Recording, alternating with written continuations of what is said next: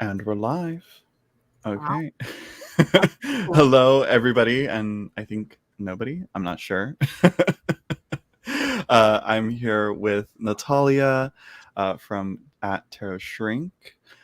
She used to be Ouroboros, but she has rebranded, reborn. Wow. Like the serpent has She just revamped herself. yes, rebranded, reborn. She has from the serpent Ouroboros. She has evolved into the eagle or the phoenix. I'm not sure. Burned herself up, became, and now back as Tarot Shrink. There's something there. Scorpionic evolution there with, there's something there. Yeah, there's definitely always something there, and I mean, tarot sharing is also, fitting given what I do for a living, so, and how Hmm. people know me, so it just kind of sounds good.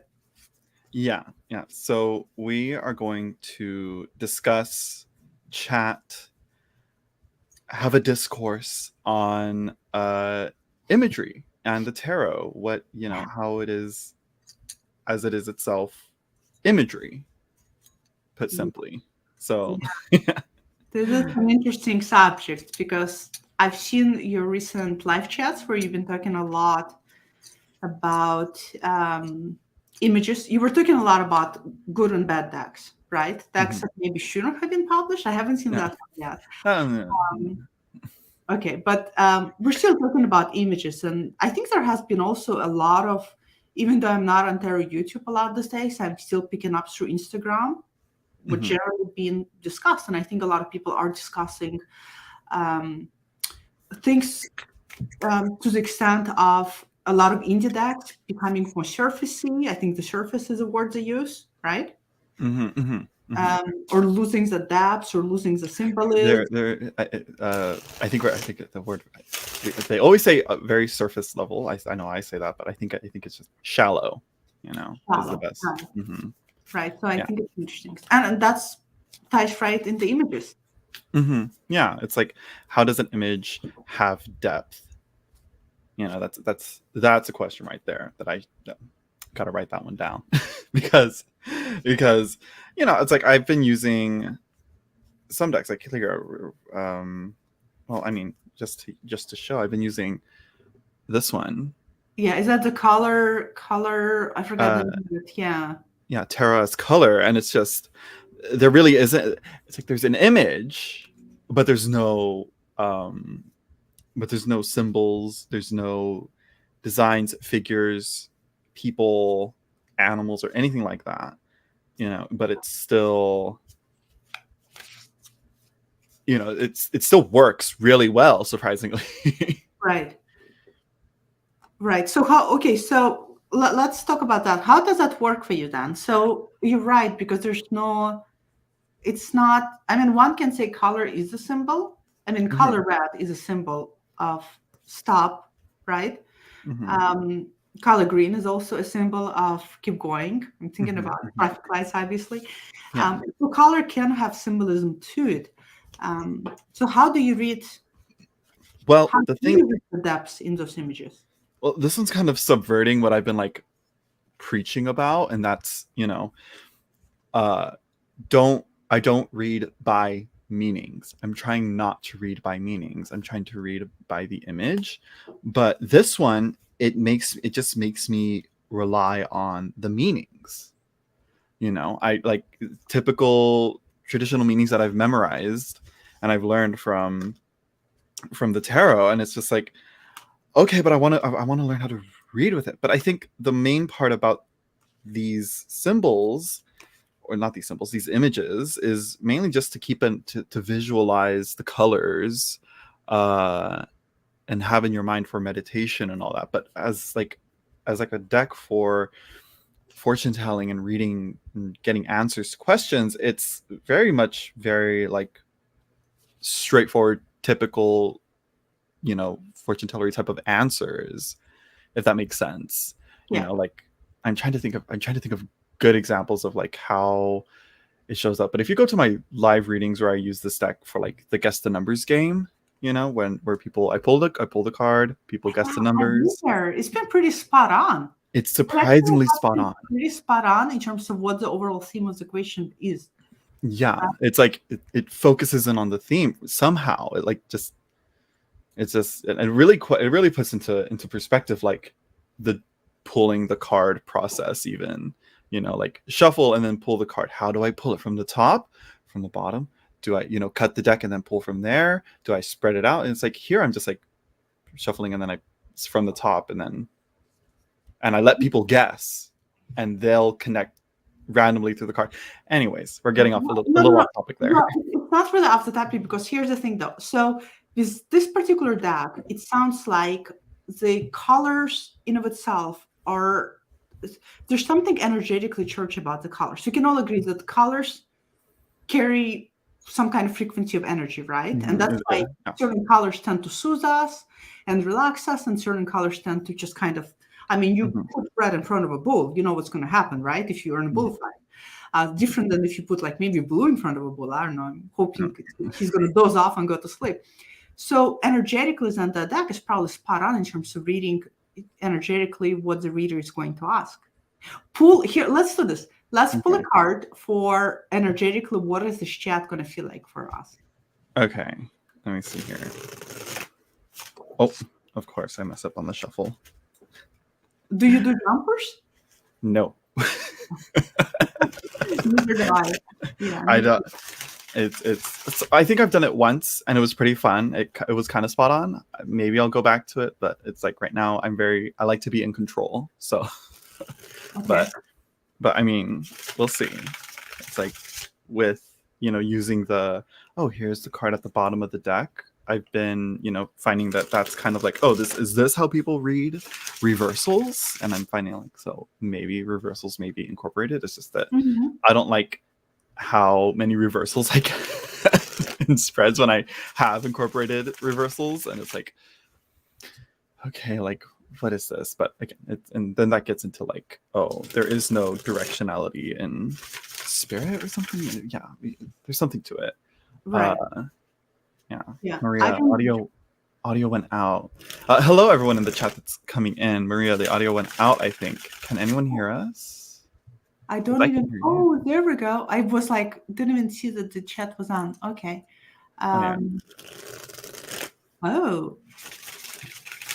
Natalia. Very cool. Good morning. It's like 4:00 for us. Afternoon. Yeah. Let's see. Oh, hey, Natalie. I always want to say Natalia because it's so close. I used to go by Natalie. Hey, Natalie, good to see you on here.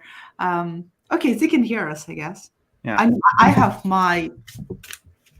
Oh, look at her. I mean, I don't know. You can't. Oh, look at her. Look at him. I'm trying to show mine. Oh no. Other gender. Yeah. This is so far pretty phallic. Yeah. No, I had it because I have the audio YouTube channel. So for me, the audio, you gotta have good audio. If you're a YouTuber, you gotta have good microphone. Good microphone, good camera. That's it. Everything else can be simple equipment. My phone arm is messing with me. There we go. Behave, please. It is quite phallic, yeah. Okay, there we go. So pull a card, and it'll be interesting to see how it's going to set the tone. And then we can chat, because I bet that deck, what it does, it taps energetically in terms of frequency and vibrations, and I think that's why it's so spot on. Yeah, I think that would make the most sense, you know, because it's like it's just the dead center of the electromagnetic spectrum. Yeah, that would make it an excellent deck for meditation, for people who meditate on cards. I mean, this is why I love those. I mean, personally, because they did use a color system representation according to Golden Dawn embedded in the cards. I mean, Lady Fisher Harris was given which particular card supposed to have which coloration. So this is why it's so good to meditate on this particular deck, because you tap into those color frequencies too. So what did you get? I got the 7 of Wands. Ooh, the 7s have been, coming up quite a bit for me lately. Seven of Wands. That's an interesting. Sevens are such a struggle in, they're on that, on the, what is it? How do you pronounce it? Tree of Life, Sefer Deran. Netzach. Yes, exactly. I believe that's how you pronounce it. Exactly. Yeah, ruled by Venus. And And there's such a spiritual struggle. mm-hmm. Yeah. It's the collective allure, I think is what it is. Yes, I'm going to pull Seven of Wands here too. Seven of Wands is not as bad as Seven of Cups and Seven of Discs. Oof, talk about that. Or neither as bad as Seven of Swords. Seven of Swords, we have futility, right? This is probably like the best seven to get out of all of them. It's the Lord of Valor. I agree. Yeah. It's I'm trying to think of the planetary, the decan associated to it. See, this is why, again, I'm going to be like being a sales rep for Thoth deck, but this is actually why I love Thoth, because you get that astrology representation right on the cards. And when people say it's inaccessible deck, I say opposite. It is very. So this is actually going to be Mars and Leo. Mars and Leo. Okay. Yeah, right here. Oh yeah, it's like the warrior almost. Exactly. So Yeah. I mean, both of those are very volatile energies. Energy of Leo is very leader-like, driven. My ascendant is in Leo. That's why I come up sometimes as very like socially extroverted. And then the Mars is also, when you combine those two, it can be it's almost like the energies that you want to propel forward can be not channeled for the greatest good. Yeah, it's very much like, how are you pushing your, what's it called? Would it be like yourself, your identity, your presentation? I'm looking for the Seven of Wands in this deck and the White Newman Tarot, but I think I skipped over it. Because the decans, if we're looking at it in terms of, we're looking at Tower and Lust. And here's one more thing that we should think about is that, it's Venus with Seven of Netzach with Mars of the Decanic ruler. Here we have a very, here's to talk about imagery. This is typical Rider-Waite-Smith, you'd think Five of Wands, if you didn't see the title, just on first glance, Yeah, but it's different, right? Because in Rider-Waite-Smith, which I also have it on my desk here, in Rider-Waite-Smith, it's you against the energetic force of many. Here, it almost looks like this. If this was depicted, that looks very Thoth-like. It's your Leo energy against your own Mars energy in that other card you showed. Yeah, right? So it's actually you fighting yourself internally versus you fighting. Although Susan Chen would say sevens are more about external influences on us versus an internal. There has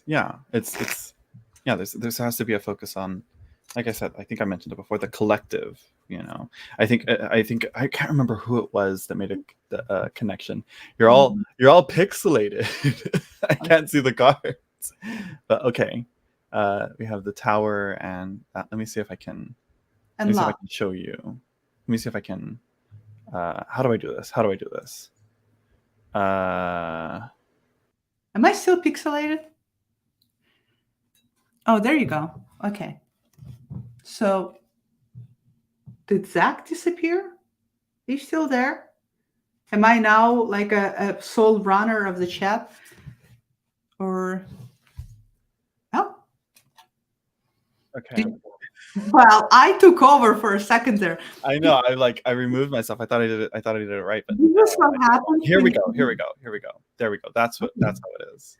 So this is, by the way, what happens when you do a chat on what is it, full moon today, and we have like this. Okay, so this is. Oh my God! What the hell? Okay, here. Oh yeah, it's mirror. Yeah, as long as the center card is what it is. Yeah. So this is what happens when all of this energy of something about to be thrown down, right? And breaking down all this Mars energy, and then also this embodiment of loss combined, you get this opposition. I mean, yeah. Can you imagine a dinner? I always like to imagine majors as having a dinner conversation. So imagine them sitting at the table together. Oh shit! I'm seeing like They plates being thrown. there is I'm there seeing is like there is no dinner conversation. This is this it's two are I not mean, getting along. they're so apocalyptic, you Yes. know. Yeah. It's the Tower of Babel and the Whore of Babylon in the Book of Revelations. It's two very like destructive Yeah. designs here, but here it's like they're like it's interesting to think of like two very very what's the word, not chaotic, reactive, I guess. I'm not sure, I'm getting into chemistry here, You know and what I'm I'm thinking thinking about? What? I guarantee you, if these two and like, okay, people, let's think about this because these are really energies we have within ourselves. That's what really tarot is. I guarantee you, if these two, after having a fight, then ended up having sex, Oh, they absolutely would. this is the best fucking sex ever. I see the You know most what? amazing sex. Oh my gosh. Wait, okay. It's trending right now. It's the biggest thing right now. It's what's popping off. It's everyone's talking about it. Kendrick Lamar's new album. What's it called? What's the track? I was just listening to it, and the whole track is like him and this girl that he's in a relationship with, and they're like arguing, fighting, saying like, just cussing each other out, and then all of a sudden it just like slowly evolves into them like having sex, and it's like, whoa. It was like, it's a totally that right there. And I was just like, right, I was having lunch listening to it, and I was like just there like, you're like a fly on the wall watching this play out, and it's perfectly You know that. who else it is? What? This is Amber and Johnny Depp. And who? What? This is Amber and Johnny Depp. Okay, for people who've been following Johnny Depp trial. Oh, I was like, I couldn't understand. Okay, it was like Johnny Depp. This is Johnny Depp and Amber. Oh, okay. I thought you were saying like These are Emperor. two people who are not meant to be together, but yet sometimes when they're together, they can create something fucking amazing, but they shouldn't be together long term. Mm-hmm.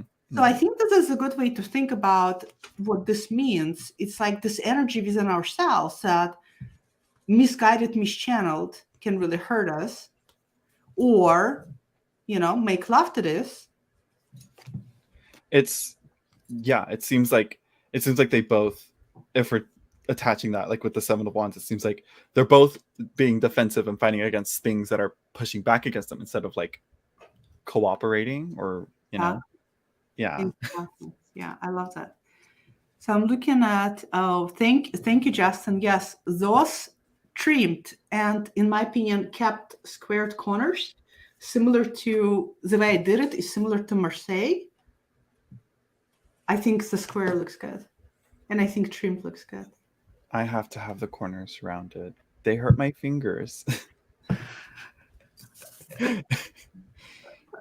Get over it. What do you do when you get Marseille deck? You corner all of the. I've cornered rounded most of them. Some of them I haven't. Like that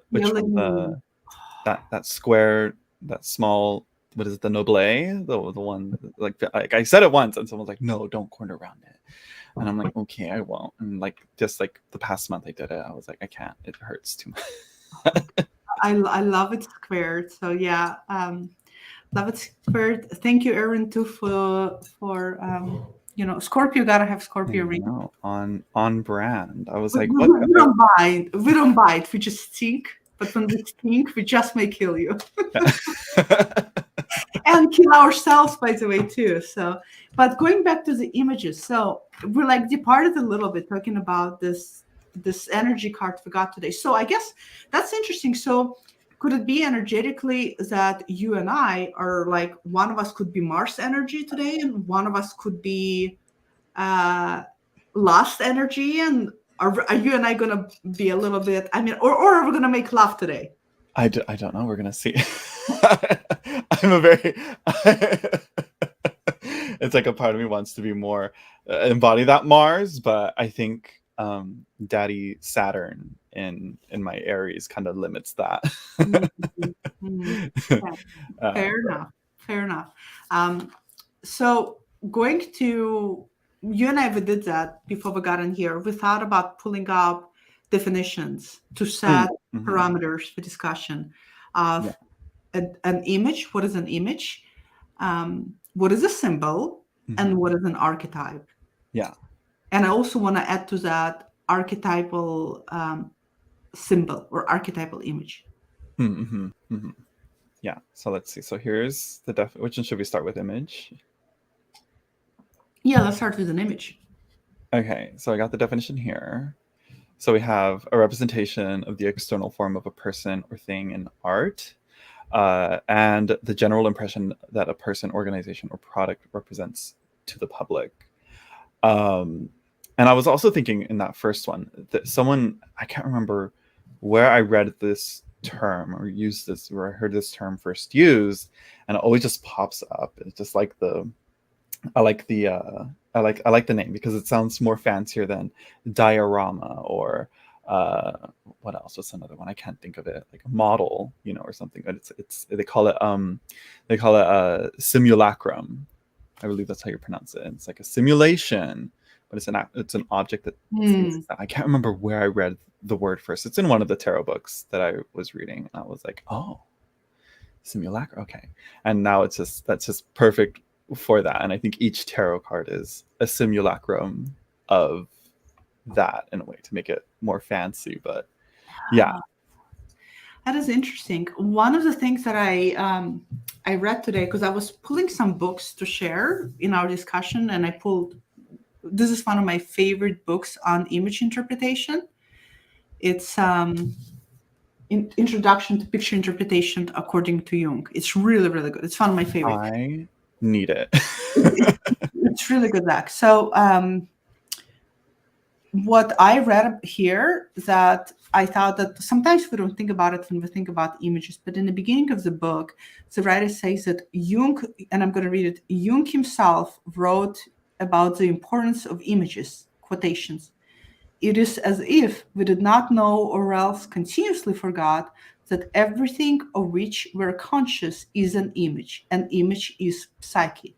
So interestingly, Jung, in a way, what he says is basically everything in the world is a representation of psyche, right? Obviously. And I think one of the things we don't think about is everything that exists has originally came from representation of it in an From image form yeah. in our imagination. Mm-hmm. So this is in an image, right? Obviously. But also it's an image that once existed in unconscious form before it actually got created by individuals. The same thing for this and for everything else we have around us. So, but it's fascinating how if we don't look at the objects as images, but yet, in fact, they are Mm-hmm. images that revolve around us, within which we continuously exist. Mm-hmm. Yeah.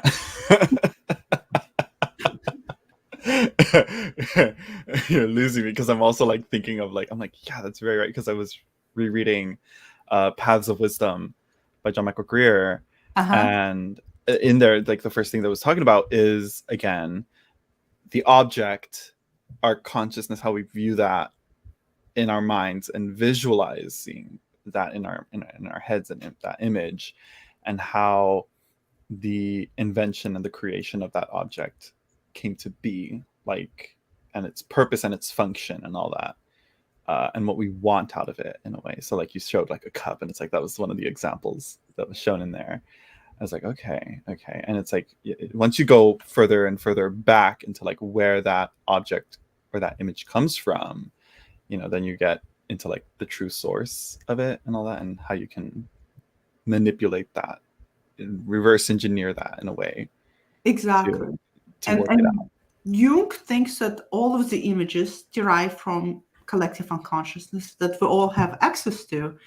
And so if you think about it, before humans were verbal, had capacity for language, we communicated through nonverbal imagery, right? Body language is a form of image. it's a non-verbal image. It's still an image representation, right? So I think it's interesting. The author, I'm going to point out because somebody in chat asked, the author is Theodore Abt, A-B-T. Let's see.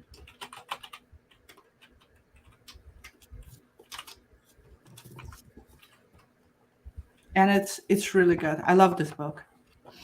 You will never look at tarot and images and interpretation of any of your drawings. If any of you draw or do any art, your personal mandalas, you'll never look at them the same after this book. It's good.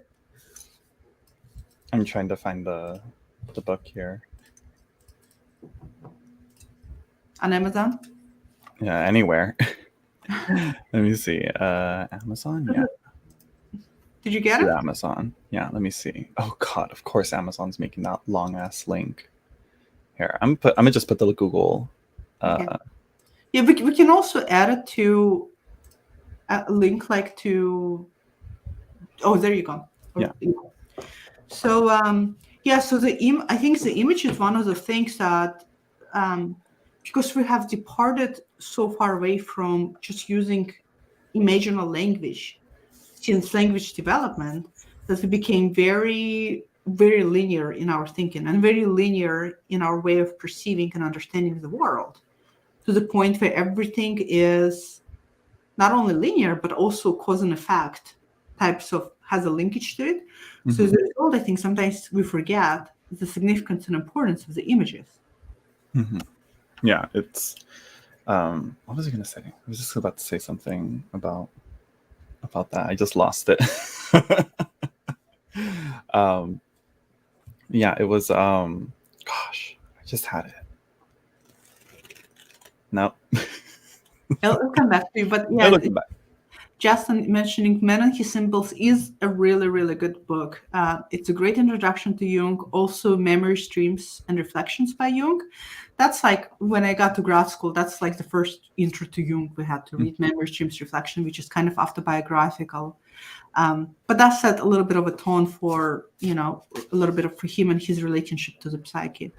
But I think the fact that, like, if you think about images in terms of definition, images are like more broad, right? So everything obviously then is an image. Everything, verbal, non-verbal, everything that otherwise we perceive with our eyes visually, but also perceive with our mind internally is an image. Like, yeah, it's like every image, it's like, it's happening in our heads. It's very, it's, it's all happening in our heads, and so it really gets weird when you think of like visualization and like imagination, and you're imagining certain things, or you're making scenarios in your head, playing them out. And I remembered, now I remember what I was going to talk about, just the cliche or the platitude that, an image is worth 1,000 words and all that.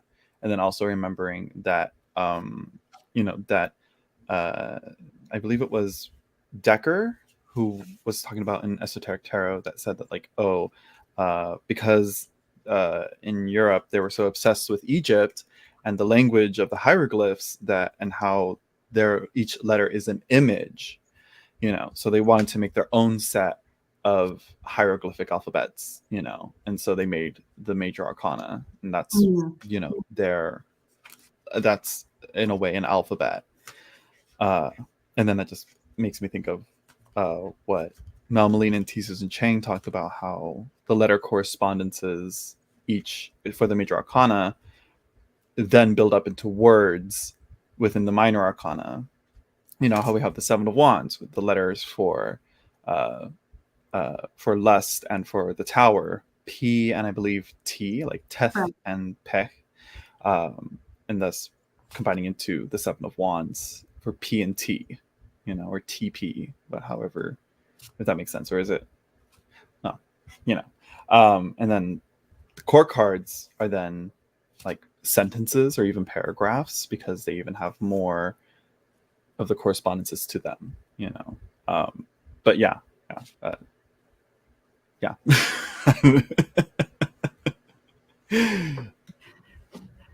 So images and everything. Yeah. You can't escape it. And then if you look up a definition of symbol, it gets more interesting. Like, I think once we start departing from image and become more specific, we get into very interesting distinctions. Yeah, so I got a mark or character used as conventional representation of an object, function, or process. Yeah. And this is very interesting to me because a lot of times people will confuse symbol for archetypes. Yeah. And I think like the easiest way to distinguish is symbols they're like not necessarily universal. They're culture centric and they're time specific. They also transient. So we can have a symbol to represent something and it may not even mean that and you learn it down the road. Yeah, so like the color red in the West versus the color red in the East is very different, but the meanings are archetypal, just expressed differently through different symbols. Yes. So symbols are, I think that's another thing that's very interesting because when we talk about tarot and images, and when we talk about especially indie decks that are starting to depart, we can say maybe not all, but some do tend to depart from classic symbolism, right? So classic, I guess we can all agree that the classic tarot systems would be this. Yeah, you know what? I'm thinking of there's a very popular one right now. It's like barely being sent out. I think it's let me find it. It's called Tarot Deconstructed, I think. And they got all of the symbols. Did I spell that right? I probably did not spell that right. All the symbols for each card? Yeah, are like disassembled and just laid out in an arrangement on the imagery. So here's the I know which one you're talking about. It's very bright and very like it's very colorful. Yeah, I know what you're talking about, and I think I know the person who created it too. I think her name is Jennifer. But that's exactly it, except what she does with the tarot deck, she breaks down, she extrapolates symbols. And then what you're doing is you're looking only at the symbols of hierophant, for example. Whereas here, the symbols are there, but they're not so specifically extrapolated. They're embedded in the image. Yeah. So like, yeah, like I sent the link right there. I don't know if to the Kickstarter. I'm not sure if you'll be able to get it. Let me see if I send it here. And like this one too, the same thing. Yeah, but it's like, does the symbol change when, so for example, the crown is on the head of the emperor, but here it's above, if you look in the Kickstarter, the hierophant, the crown of the hierophant is above the letter of vowel, and the lily is right above it, the rose is right above the pillars, the everything is like, even like jumbled around rather than, here organized in a specific way. Where the keys are at his feet, whereas here the keys are right, like they're not at his feet. His fingers are pointing at the feet, at the keys. I mean, and then we just have 2 rows of checkerboard pattern there. You're talking about her deck. Her deck, yeah. I'm using that, as an example because it's like it's the symbols, but they're just purely deconstructed. Exactly. So they're basically like layout, maybe even randomly. Are they layout randomly or they're out randomly to me? To me, they look random. Oh, if you look, I sent it in the private chat. You can click on that link, I think, if you want.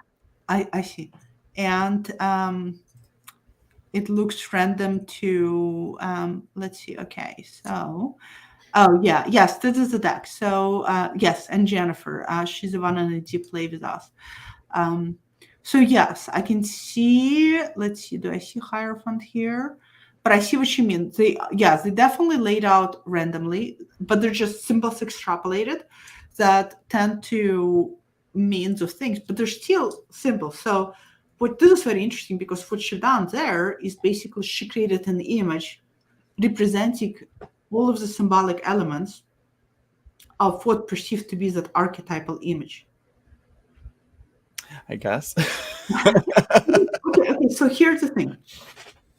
Hierophant. Okay, so now let's talk about archetypes. So what is the archetypes? What's your definition that you have? Okay, so the archetype is a very typical example of a certain person or thing, a recurrent symbol or motif in literature, art, or mythology. Now, I think, hold on, You I have a like better. the definition. I like the definition that I believe it was Mary Kay Greer put at the end of the Archetypal Journey by. I'll get it. I'll show you. Okay. Get the book. Let me see here. How are people doing in chat? You guys are all so quiet. I want to see what are people's understanding in the chat too of archetypes, and archetypes can be challenging to define, and I think sometimes it's confusing. And the definition is so long here. So it's universal, innate, inherited, and emotionally charged themes that are remnants of instinctual patterns of meaning in the human psyche that influence our psychology. Archetypes appear cross-culturally and across time in art, literature, and myth, as well as in the dreams of individuals. There are instinctual forces operating autonomously in the depths of the human psyche in much the same way as the instincts function in the body. Okay. So here's the Jung's definition of archetype. So, and he starts talking about symbols first. Symbols are always the combined product of the archetype, which we just seen, with the tarot deck, right? These are symbols that are combined. They're combined product of the archetype and the environment at a given moment. So this is at a given moment, right? This is what hierophant, archetype of hierophant at a given moment. Accordingly, symbols are not inherited since they are temporary, locally and individually determined. What is inherited are only their unconscious organizers, the archetypes per se. So the way I understand it and the way I look at archetypes is archetypes they're like this universal patterns that reside in our collective unconsciousness that we all, regardless of culture, regardless of where we're at, have access to. Archetypes in a pure form are very broad. So, for example, when I say mother, that's an archetype that universally every human being can some way understand what mother is. Now, that concept of mother is then further broken down in the archetypal image of a mother. So my archetypal image of a mother will be different than your archetypal image of the mother. All the while, the root connectivity of mother is toward the same central archetypal energy. Does that make sense? Could you repeat the last part? I got distracted by Ian saying that's Jung, but I'm Team Freud, and I'm like, wait a minute, I thought we didn't like Freud. From Team Freud. Oh, Team Freud. I do like Freud. I like more contemporary Freudian theory, but I do like Freud. Okay, so this is going to be a great example. So let's look at this. Let's look at the hierophant, right? Okay. So yeah, okay. I was gonna say to continue with the mother archetype. I was thinking of like, one that kind of subverts that in tarot imagery is the Ma'at tarot and the Journey into Egypt. How she shows the magician with the mother archetype imagery that we would typically say. Like if you were to see that, you would think, oh, that's absolute. That's not the magician. That's the mother. And it's like, well, she's kind of constructing a baby in a way. She's kind of doing something magical here. Where's that deck? I used to have the deck, and I got rid of the deck. I love Freud. I love Freud too. Freud's two best books Freud ever published that were amazing in my view are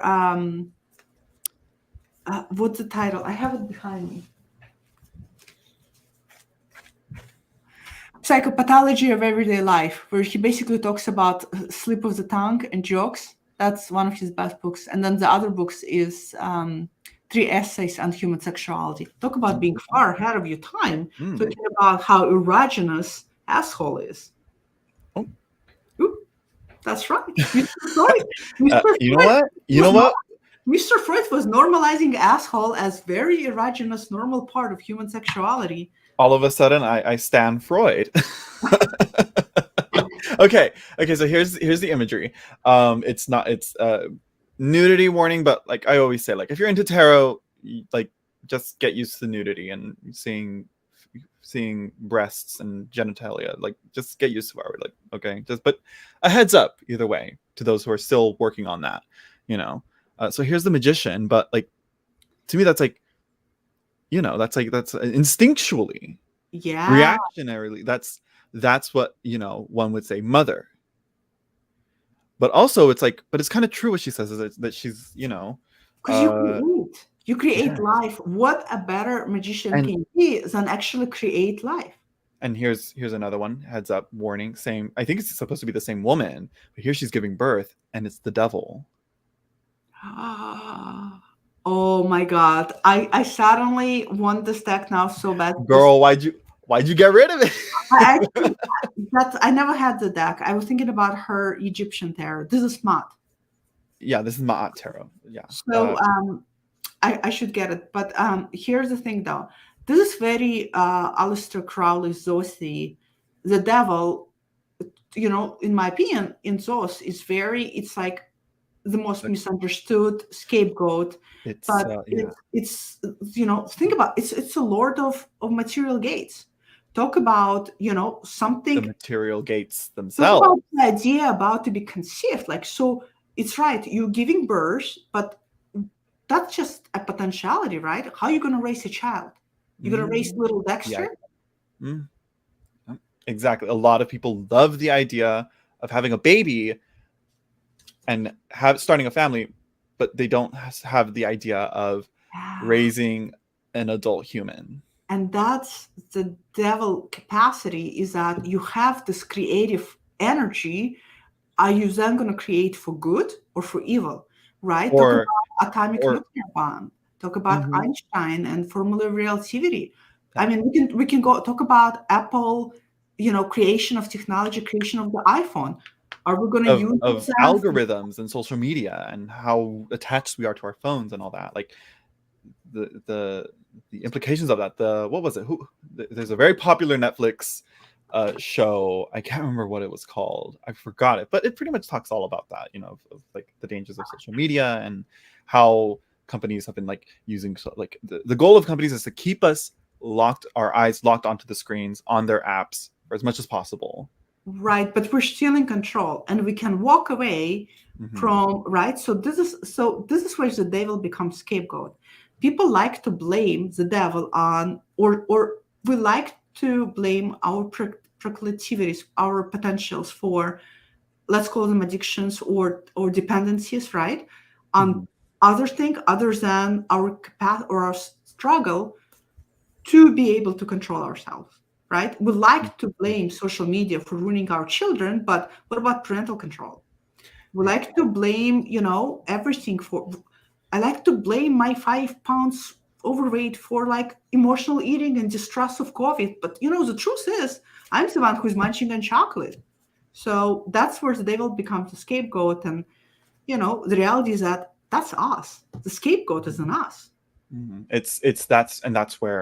That's where lust, that's where strength comes through. It's that, you know, riding the beast and taming the beast and being in full control and understanding of that within us. You know, and it's not Aaron 92 saying Black Mirror, not Black Mirror, but Black Mirror does talk about that and touch on that. But no, it's a documentary. I hated the cutaways of the people reenacting. Like there was a scene with like the political with the extreme centrists, and like it was like, but it's kind of true. But anyways, I can't remember what the show what it was just a one-off documentary. It wasn't a show. I've seen Um, it. I know what you're talking about. It's something social. Yeah, I've seen the it. social dilemma. Social Social dilemma. dilemma. Yeah, Yes, there we go. Thank yeah, you. yeah. Yeah. Um, but yeah, and so mother, back to mother, and here's her empress, which a lot of like I think in terms of the title, empress equals mother is what I think a lot of tarot people are kind of trained to do. But here she is. Here I think is like, because of that magician and because of that devil card, it kind of, and you're working with this deck, you kind of want to step away from that giving birth, pregnancy, childbearing type of idea with the empress Yeah. here. I think in a way, if that makes sense. So this is where it gets tricky with archetypes, because when people look at the tarot and when people look at the indie decks and how different artists represent things, people like to say, yeah, but it's still all archetypes. And my answer is, well, no. It's like you and I talked about this earlier. So this is Hierophant, talking about Hierophant from Il Menegello. I'm sorry if I butchered the Italian, but it's from. Is that the actual painting from Hokusai? I believe that's right. It is correct, from Hokusai. Right. So this is that the Hierophant too? This is the Hierophant from the Brady Tarot. Perfect. So let's bring up a few oddball Hierophants we have, right? So here's another one, Nicoletta Ciccoli Hierophant, Story Medicine Hierophant. So I'm holding 3 different Hierophants. Yes, they all stem from an archetype. So the energy, the only archetype present here is the fact that this is labeled Hierophant. That's it. Where I'm like the label and the name. The title is the only archetype that is really truly present here, because beyond the title, what we're really looking at is we're looking at now archetypal image based off archetypal essence of Hierophant. But now we're seeing how each individual artist, well, maybe not this one. Hakusai would not be fair, because Hakusai never meant to be tarot, right? So that's not fair one. But it's like, but also it's like, I mean, look at Tarot of Delphi, the Hierophant there. It's a classic Mariel. So now what we're seeing is how these 3 different artists, I guess Nicoletta Ciccoli's also wasn't meant to be tarot. Was it? That looks so it kind of looks intentional. Yeah, but it was never. I don't think. But it wasn't. I doubt it. I mean, people can correct in chat, but I know for a fact these 3 artists did create Hierophant. So you holding Matte Hierophant, right? Oh, that's interesting. And next to the Matte, what is that other deck you're holding? So this one's from the Ocean Dry Tarot, and you can see the number is even changed. Oh, that's interesting. Do you see what I mean? So if we strip this off the title, how many people would know we're looking at Hierophant archetype? Right. Are we? Mariel is a popular one, right? But if you never came across Mariel, how many people would realize that this is all Hierophant archetypal energy? Yeah, they wouldn't. Exactly, because you're looking at this artist's relationship to archetype energy. This is where I say it gets tricky when we're not reading tarot objectively, because you're basically getting into other people's psyche. Exactly. Like, what the hell is that? That's Hierophant? That's that green slobby thing? It reminds me of Grandmother Willow, which honestly is a good Hierophant archetype in a way. that looks like more like a devil with those strings attached. Yeah, but to me... And that's also a Venus in Taurus? Interesting. Venus, Taurus. I think it's because it's associated to Taurus, but ruled by Venus. That's why. But, again, this is where putting symbols kind of changes it, because then you're thinking, oh, is it Venus and Taurus? Like, every time I think of, now that I'm looking into the decans and studying into them, I've now made the connection of like, wait, no, it's not, say, for example, our 7 of Wands, it's not Mars in Leo. It's the decan of Leo ruled by Mars. It's a big difference, because yes, Mars can be in this decan, but that's not always the case. Sometimes Mercury can be in there, and all the other any of the planets or the heavenly bodies can be in there. It's just that section, that 10 degrees, is really just the last decan of Leo. So it's really not, so it's not, again, Mars in Leo. It's on the way out. Yeah, it's just the best place for Mars to be in Leo. But this is interesting how we, that's my, like, when we start discussion about different tarot decks and indie tarot decks, and I think this is why people say, oh, this deck is so surfacey. I think it's surfacey because you're no longer looking at symbols, because there's nothing about the symbol that's hierophant for me. You're no longer also looking at archetype, you're looking at what's meant to be archetype, but now it's an image representation based on the artist's perception of what archetype is. Yeah. Exactly. And so you're really looking at the artist's psyche. Like this artist's psyche idea, just like this is what archetype at the time of painting this was for Marielle. I mean, Marie White. I mean, it may have changed by now, but I mean, she says it has. and this will elicit all kind of stuff in people, right? But you're still looking at the psyche window of her as an artist, and you still have got to find your own associations with. Yes, this is the. I really wish that did not happen. I really wish. I still like it. I really wish that because it did happen, I wish the old cars were in it, original cars. I wish. Yeah, I wish. And I think that was an attempt to make it maybe more marketable. More marketable, yeah, more Rider-Waite. I mean, this is just my guess. Could be because it's still not explicitly Rider-Waite Smith. I do like that it's kind of its own thing, but it's like I like that it pushed the envelope in the original. You know. Mm-hmm. Yeah, that's a great deck. Talk about images, symbolism, archetypes, mismaking. She went to the source. That's kind of what she wanted to do with this. And that's why I think I like White Newman. White Newman does that, but with a more Rider-Waite Smith approach. But Marielle does it much more better, where, you know, it's like she does express the archetypes. I was gonna go through Dreams of Gaia, but I realized no, there isn't really an explicit hierophant. Not that I can think of. There's a crone. Isn't there a crone instead of a hierophant? Yeah, but then there's also a sage. Oh, yeah, that's right. So I think it's like, and so she kind of expressed the gender duality. Mm-hmm. And then you also have healing, which looks hierophant-esque. Yeah, but which one is number 5? Which one is number 5 in her? So here's where it gets interesting. I'm pretty sure number 5. I'm pretty sure it's not gonna look anything at all like the hierophant. So here's the crone. Okay, so that's 6 though. Yeah, this is 6. Yeah, I'm trying to see. Dreams of Gaia is not fair because it's not even. One can say it's not even a tarot deck, really. Is it a tarot? I like to think it is. I like to think so too, but I think that if we're gonna start departing very far away from the organization of a system, I think it would be fair to call it something else. Okay, so here she makes 5 father, which we would more associate with the emperor. The emperor, yeah.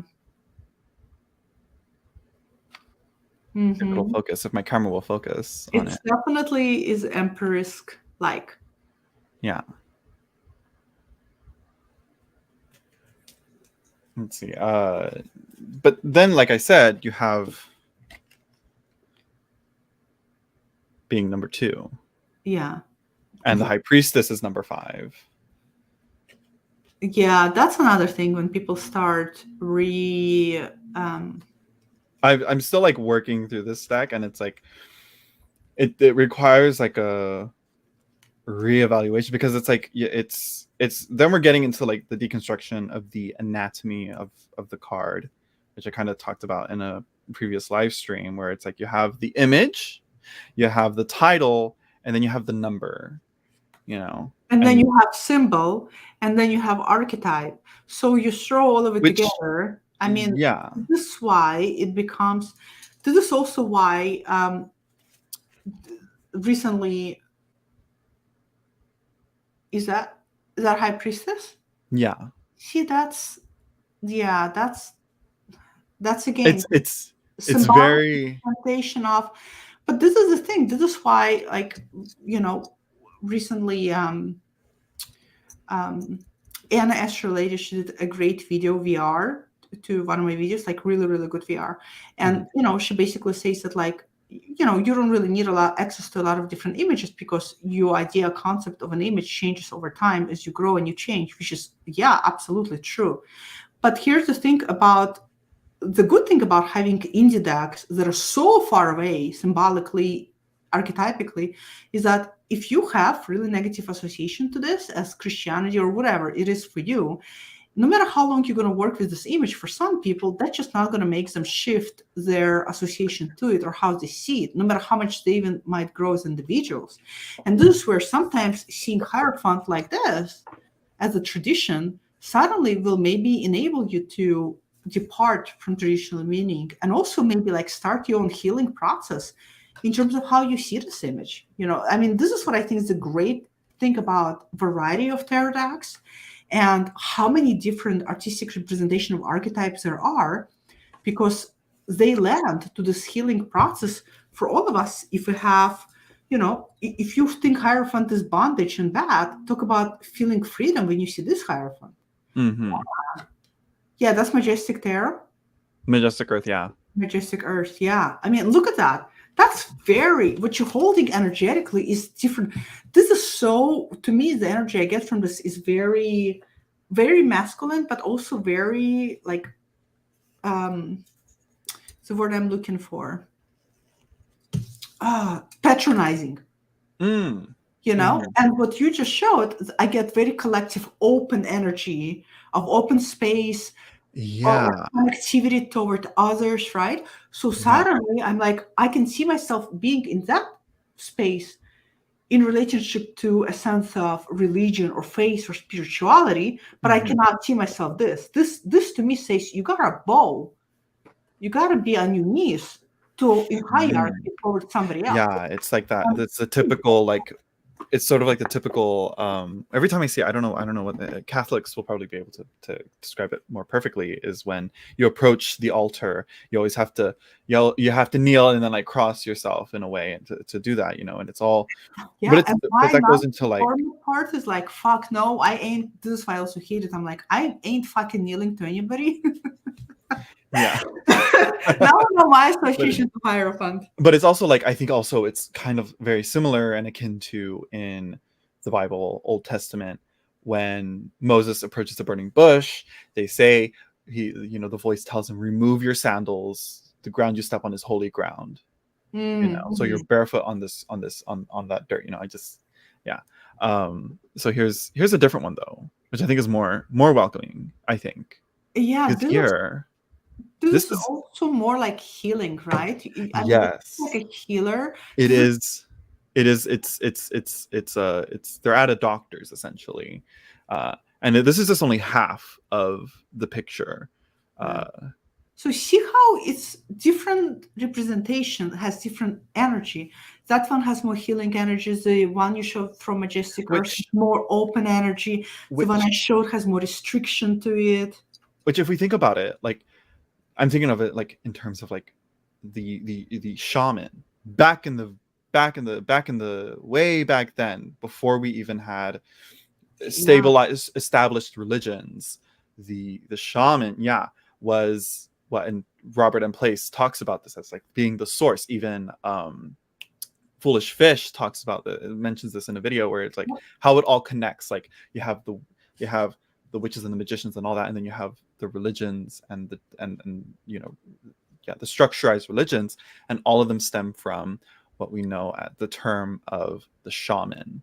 And that back then was kind of like a doctor and a spiritual guider combined together in one. And that was like the original, that was the source. And that kind of goes back, this kind of touches back onto that. And this is why I like this, because no matter what the hierophant symbolically looks like, it's either a pope, it's either a shaman, it's either, I mean, the idea of how we see it shifts with generations. It still represents a tradition. It represents maybe something that is, passed down. Exactly. So I like this image for that reason. So but the fascinating thing about the diversity of images in tarot, and how sometimes, while some of them can be very accurately brought in their description, some can be very dropped down inaccurate too in their description. This is we're gonna get into this. I like this deck. This deck is really interesting. It's really like this one kind of pushes. Oh, the hi, envelope. Annika. Interesting. Yeah. Not seeing This another one. string on here. Ooh, is that hierophant too? Yeah. So Renamed it looks like Eric. you can have different hats. You can all wear different hats, but they're all just hats. Yeah, like it's Different, almost kind of different cultures, different but they all hang on religions the same. They all hang on the same. You from know, the they're all hats. same. They're all Yeah. the same thing. Mhm.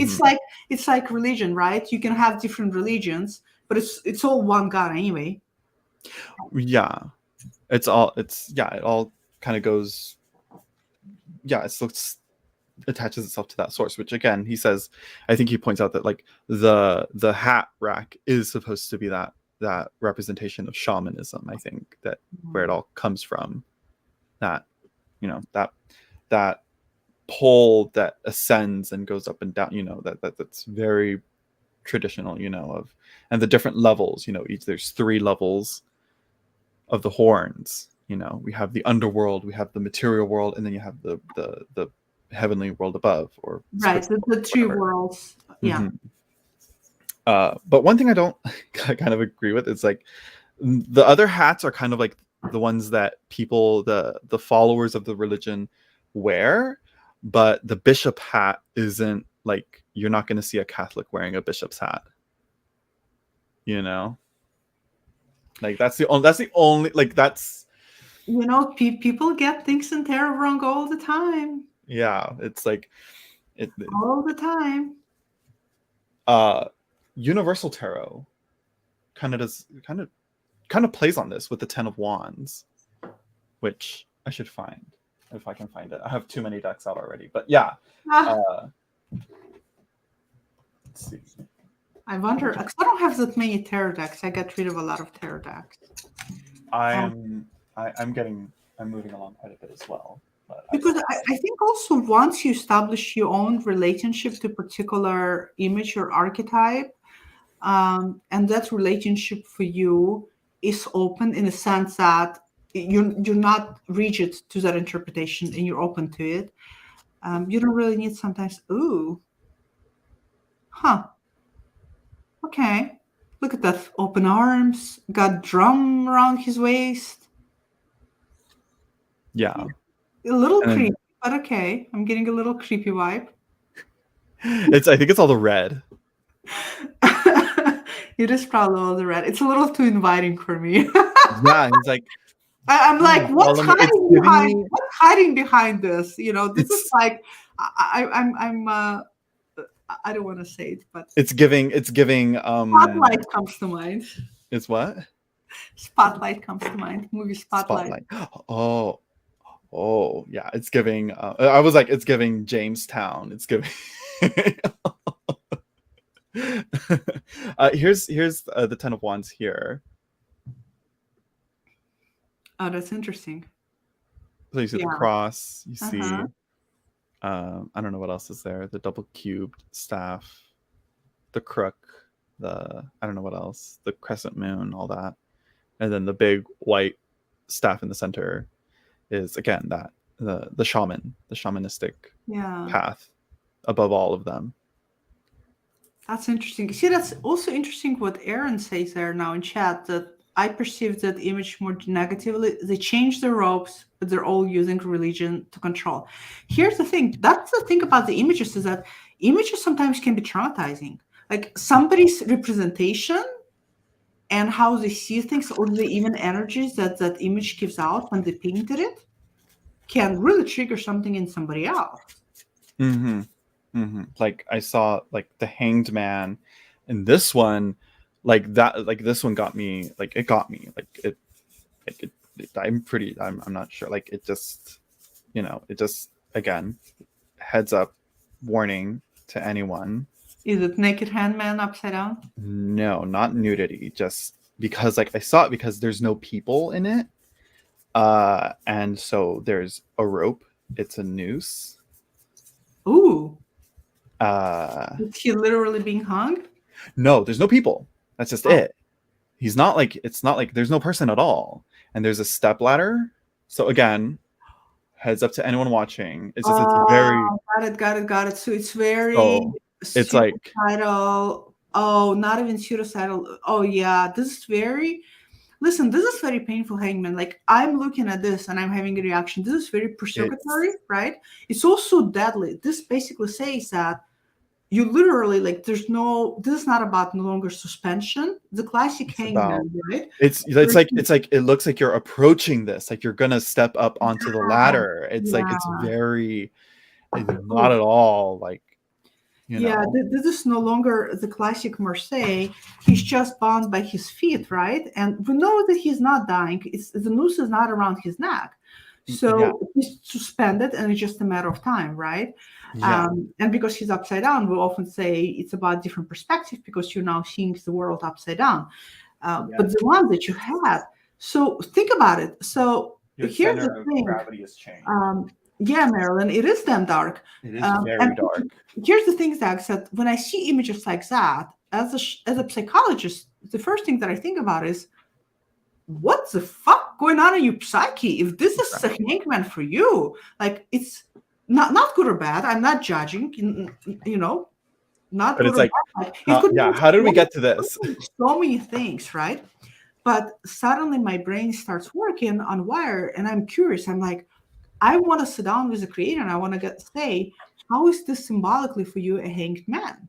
Like, what Yeah, is I need your to find, internal experience to that image? Oh, that's yeah. damn, that's what that is at. It reminds me so that I don't get it. This is the Outsider Tarot by Bobby Abate, Oh, Abate, Outsider Tarot. It's like I said, it's the thing is that I think this may have been unintentional because all the major arcana don't have any people in them. And I think unintentionally, if he again, here, let me see if I can, but again, here, look, I like what Wiley in the chat says. Before emphasizing, you do anything, stop and think about it before you move. So this is also very true, right? It is about like the hangman a lot of times is give it some thought. Think about should I read out what he says? yes. Because I know I read it and I was like, oh, okay, and I completely forgot. but it's still a very like, it's a very good example of like of what we're doing here, what we're talking about here. So okay, so number 12, hanged. So here it says, the interior of an old barn darkens as the sun sets. Rumblings of nocturnal creatures that are just awakening echo out from the darkness of the rafters. Underneath, a ladder offers upward passage into the shadows. Ascend it one rung at a time as the light wanes. At the very top, a rope hanging in the darkness brushes against the face. As the hands feel around this rope for shape, the image of a noose is illuminated in the mind. The pangs of fear that one might expect from being so close to such a sinister object never quite materialize. As the last trace of light extinguishes, a chorus of high-pitched, barely audible clicks resonate in the left ear, then the right. Attune the sense of hearing to the faint chatter of a bat colony preparing to dive into the night. Slip one foot through the noose and secure it to the ankle. Allow the body to drape down into the darkness. And then it says, rafters and bats. In the scene of the hanged, there is a complete inversion of the self and the ego, an opening of the third eye. Fastened around one foot, a noose maintains a connection to the physical world while allowing the mind to safely dip into the darkness of the collective unconscious that connects every being. Without the ropes bind to reality, the mind would be completely submerged into a fathomless ocean of fantasies, dreams, fears, illusions, and psychic visions that will dissolve the self into absolutely nothing. A colony of bats, 3 black and 3 white, represents a balancing of opposing energies of light and dark, positive and negative, seen and unseen, individual and the group, and the self divided in the scene of the runaways. These nocturnals are the teachers of intuition and reliance upon senses rather than sight. The Hanged is an invitation to join the bat's colony and learn their lessons. A glass placed on the rafter beam is the container of individual consciousness, which has been emptied into the collective for as long as the Fool remains inverted in this scene. Whew. So here's the thing. This is great. I'm so glad you read it, because here's the thing. That is a very beautiful, very spiritual, very transcendent, experiential definition of how that artist sees hangman. And reading that is, I mean, gives you completely different representation of hangman, one, and two, makes you think on a more spiritual plane, not to be confused with religious, spiritual plane, about yourself and your own evolution as a human being and your own evolution of your consciousness. And here's the thing, though, how we all get triggered, and we all also need to realize that these are our triggers. Mm-hmm. Like, that was my trigger to the card, right? And that was, everybody had their own trigger to the card. That was mine too. Right. That's for me to examine what is my relationship when I see a rope noose being hung like that as an invitation. That's also my way to explore my relationship to death, and maybe even involuntary death. Maybe that's what somebody else's has. I mean, it's like rabbit hole, right? Yeah. But then and you can look at the card. That's the thing about triggers. People look at indie arts and they're like, oh, this is fucked up. This is not how you're supposed to represent hangman. This is not fair. Think about Ten of Swords from Lightseers. That was very... we project. It was very... There was so much... We're all projecting, this hierophant. I can't read this deck. This is fucked up. It's not fucked up. It's her. This is what it is for her. That's what the hangman is for the creator. That's beautiful. That's very... Yeah, it's very much similar to like what she writes in the Nine of Discs, where she talks about where you see this Baphomet-like figure, and it's supposed to be like it's like if we don't know what to expect from the divine, we could see monsters and demons and horrible things, but once we get to learn it, we realize that she is, she is still a teacher and in a way a nurturer in a way. Exactly. Because the we hear Whore of Babylon is because she doesn't turn anyone away. She doesn't reject anyone. She accepts. But guess what we do to religion too? We suck it dry. We also, as humans, are responsible for sucking dry the religion. Or let me rephrase it. We humans are responsible for sucking dry spirituality, faithfulness, out of religious concepts. There's no more, I think it's like, I always think of it like there's no more water, it's like there's no milk. Yeah. Yet we're all spiritually starving, and we don't know how to give it to ourselves. So yeah, I mean, it's, we need to acknowledge that when we buy indie decks, that even though the creator may have created a deck with the goal to sell it and to make profit off of it, we're still consumers who have a choice to buy it or not. And when we buy it, we have to acknowledge and take accountability and responsibility that there might be images that are far departure, that we may not have ease to read with, that may trigger us, that may make us deeply uncomfortable. And we need to have that accountability and sit with it and acknowledge that these are still images that belong to that internal image library of that creator. Mm-hmm. And we have to respect it. It's like stepping in Marie White's psyche. It's like she welcomes us into her home by producing this deck. And what a beautiful invitation, by the way, to be invited into other people's psyche. But instead of appreciating that and respecting it and being inquisitive and open-minded, we project our own limitations onto it. How, how ungrateful. We're assholes, really. And then we bitch about the cardstock sucks. It's not laminated. It's not edged. My box. It's like people. Where's the linen finish? How my God, I'm so over the cardstock. At this point, I'm just like, I enjoy. I'm honestly, it takes practice, people. hmm. Unless, as long as it's not super big and like super thick, though I also like that. But I can shuffle almost anything. You know, Oh, let's Rachel, look at I'm so here's sorry. what's Did you going on. see? Rachel, I'm so sorry. Are you Oh my saying that gosh. irresponsible is to use the depiction of the hangman? Are you saying that that's what's irresponsible? Um, if that's what you're saying, Rachel, and I don't know, I mean, you can confirm if that's what you're saying. Um, First of all, I mean, wow, I'm so sorry. It is. It's Very traumatic. Yes, that's what you're this is saying. why this is why I say, like, Yeah. heads up. Here's what, but Yeah. you can't get that because I didn't know when I backed this deck. I didn't know that image was going to be in there, and when I saw it, I was like, whoa. Uh, You um, know. And so it's like, yeah, it's this card, the Ten of Swords and the Light Seers.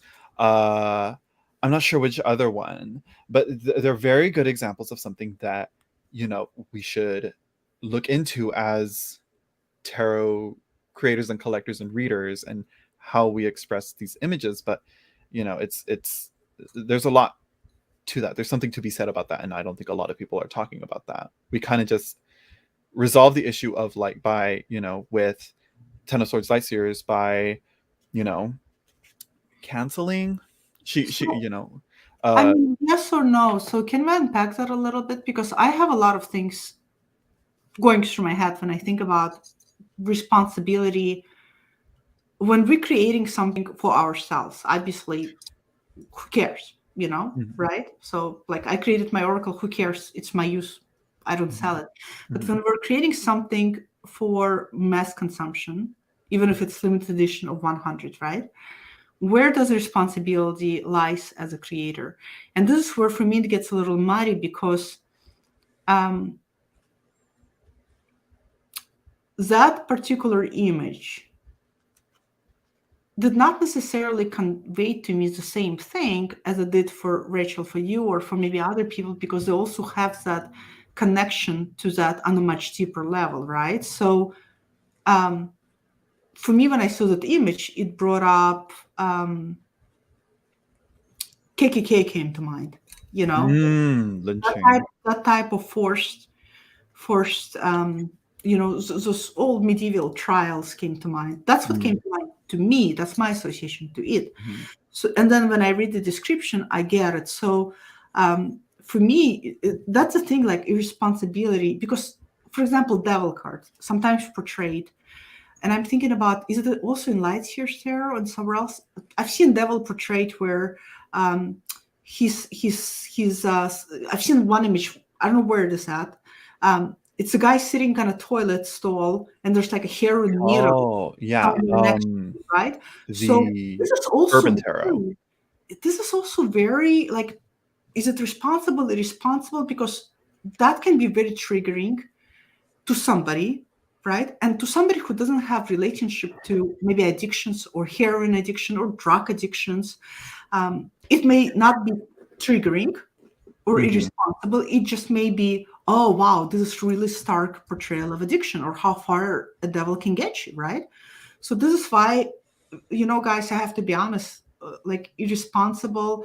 Um, Hold on, give me a minute. I gotta use the bathroom. Speaking of which, Go use synchronicity. the bathroom. I'll keep talking. So I don't know, guys, chime in the chat, because this is, I think, an interesting conversation about responsibility. Because if we're going to talk about artists being responsible in creation of the images, should we also talk about consumers being responsible before they purchase, to maybe do a little bit more homework to see every single card? Because, and I know this also, now that I'm talking about it out loud, that can be tough, because Kickstarter, sometimes they don't show all images. Sometimes when we back up decks, the production is not really finalized. Um, and that's tough. But also, my question is, where does responsibility for consumers then, in terms of purchasing, not purchasing? So So I don't know. What do you guys think in the chat? Chime in. Because I would hate to start censoring art. I mean, there's so much art that one can say is irresponsible, but what's responsible to one person may be just representation of also our collective humanity, as painful as it is, and as triggering as it also can be for all of us. Yeah, Rachel, I agree. Perhaps maybe the solution is, if we're going to be, if that creator creates something that is sensitive material, maybe they should make it very clear. I'm creating a deck. These are sensitive cards. But then it begs the question, what if the creator doesn't know that it's sensitive? What if this creator who created this hanged man didn't feel that it was a sensitive portrayal, or didn't even think that it would trigger anybody? That's also a possibility. So that's... movies and television do have warning. That is true. Yeah, it's a really good conversation, isn't it? About how to censor it where it's still permissible, but it enables us to make a choice whether we want to engage with the material or not. And that's tough, because then we have to, at that point, movies, for example, great. Let's talk about that. Movies actually do have, I believe, a structured format by which you can judge the qualifiers, parameters, to denote whether it is PG or rated R or whatever. With artistic form, it's harder to create parameters and harder to create formats around it. Okay, so, what did I miss? Okay, so let me summarize it quickly what I said. So what I was talking about is, I was trying to, we can unpack this fact of irresponsibility, right? And so what I said is that if the artist is going to have to be responsible, then also should we consumers be held accountable and responsible of making sure we see each one of the pictures, which can be hard if it's Kickstarter deck or hasn't been fully produced, before making a purchase. Also, what's irresponsible to somebody else, what's sensitive material to somebody else, like that hanged man is obviously very sensitive material to a lot of people in here. But for creator, it may have been not sensitive at all. They didn't probably think that this would be so triggering when they were creating it.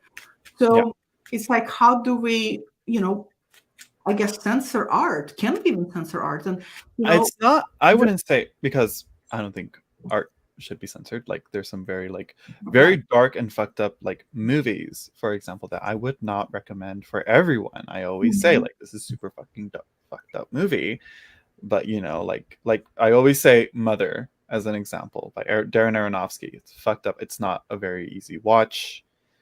It's not it, but it's it's a play of the Garden of Eden and the Book of Revelations in a modern sense, with Jennifer Lawrence bringing acting her heart out, and she just nailed it. But fucked up things happen in there, and it's a movie that obviously is not rated PG or PG-13. It's obviously rated R, but there's no censorship in there. You know what I mean? Does that make sense? It makes sense. And also, I'm thinking in a broader picture, if we going to try to sanitize, I think the word sanitize is a proper one, sanitize ourselves against images that trigger us, that hurt us. Well, isn't everything in the world is an image, and therefore is also triggering? Like Trump being elected president was hella triggering to me, and I had to learn how to deal with the tension. I mean, right now, immediately when he was elected, immediately did not feel safe. Right. I mean, and a lot of people did, and a lot of people didn't. And right now, what's happening with politics for my world of working with transgender people, it's incredibly terrifying. I mean, sometimes I'm like, how far am I from saying all shrinks who specialize in trans care go to jail? That's scary. So what I'm trying to say is that we can't exist in a fishbowl, right? We have to live in a world that is both painful and painless, and also learn how to be with that painful tension. Yeah, That's it's a tall order. That's hard. and I've touched on this when it's sort of like when I said, like, when I showed the Ma'at magician card, and the devil card, where there's explicit nudity in there, and I just said I just gave a heads up. I don't want to have, I would not at all ever wish for that deck to have for her to put a bra on to cover herself up. It's like I would never demand that over, because it just, but you know what I mean. And also, like, the Divine Masculine Tarot, a deck that honestly is like, I've seen the tarot. That's a tarot full of naked, very muscular. there's Oh yes, yes, yes. no, There's not another one. muscular. Sabbath tarot. There's a few Sabbath tarot. muscular, not there's it's a tarot deck, but it's I but know what you're talking they about. did censor quite a few of the cards, like they put like coverings on them and all that, and it's like it's okay, but it's like, just let them be naked. Like, the representation of men's bodies very similar to mine sometimes, I was like, finally, because when people show Divine Masculine, they're all bodybuilders, they're all like almost like porn stars, and it's like, there's more to the Divine Masculine than this, Beefcakes, yeah. Yes, and it's like, I love seeing that, thank you, but it's like, we really need to, like, and it's, but I like that deck, because it does push for a new representation of the masculine, versus like what we've seen in recent. But this goes back to, we still see what we project to see in the image. So here's a great example, right? Talking about, so Nicoletta Ciccoli, it's a deck that's very triggering to a lot of people, right? A lot of people say that it brings up potentially trauma as children, sexual trauma. I mean, this card is 10 of Swords. I mean, it's like cutting into her cake. Somebody once told me it looks like it's cutting into her private genitals. I don't see it like that. Millions of people don't see it like that. So we still have to also remember that we as humans, we don't all. And here's the thing. It's like, yeah, all the characters in that deck look like young girls. Well, they are young girls. If they are, it's like, are they, and this is where, like, art. This is where the subjective. It's undeniable. These are children. This is right. This is not a woman. This is not meant to be a mother. And that's a little girl. Yeah. And that's the danger of, like, how with our media, with how our movies and TV shows depict women in general, and like how they choose to show girls and women's bodies in that, how we see the rampant depiction of older men with younger women, and how like teenagers are shown being played by 24, even 30-year-olds in TV shows and movies. How that skews our way of looking at things. So there's clearly, we have to be very clear. There's definitely clear parameters of right and wrong. You know what I mean? Like, if we're seeing a child being sexually abused or any kind of abuse in a tarot deck, clearly wrong. There's clearly things we have to just agree are going to be, period, wrong. And then there's things that fall into lines of what feels wrong to us on an individual basis. You know what I mean? What perceived as inappropriate on individual based on our own internal relationship to those images. That's a different story. Yeah. I was thinking of like the Decanic imagery. Like, if you read some of the descriptions in there, like it would be like, what? If you were to illustrate those explicitly how they were, a lot of people would find them pretty problematic sometimes, depending on how you illustrate them, they're very, very, very weird, and but they're for magic and stuff like that. Like another good Slatest tarot. What's that? Have you ever seen Slatest tarot? Yeah, I've seen it. Yeah. Okay. Talk about different bodies, different genders, different sexuality. I mean, it's borderline, somebody can say, soft porn tarot deck. I mean, I mean, here's another one from the outsider. What card is that? So this is the Nine of Wands, or the Nine of Fire, the Nine of Lights. And so, what am I looking at? So he's sitting on a bed, mm-hmm. and what is he holding in his hand? A So snake. yeah. I see a snake about to eat something, and he's watching it. And he's like in his underwear? Yeah. In a bad space, some bad hotel room. Mm-hmm. Okay. See, that's, I mean, again, we're all projecting here. You know, I project abuse. Like I look at it and I'm like, something abusive is about to go down, and that's ain't okay. It Well, doesn't. so what's being depicted is he's a sex worker.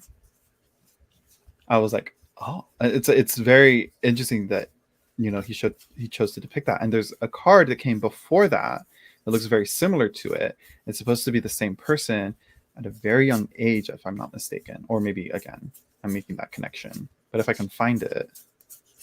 Yeah, here it is, from the Two of Lights. They kind of look the same. They can kind of, like, the similarities are there.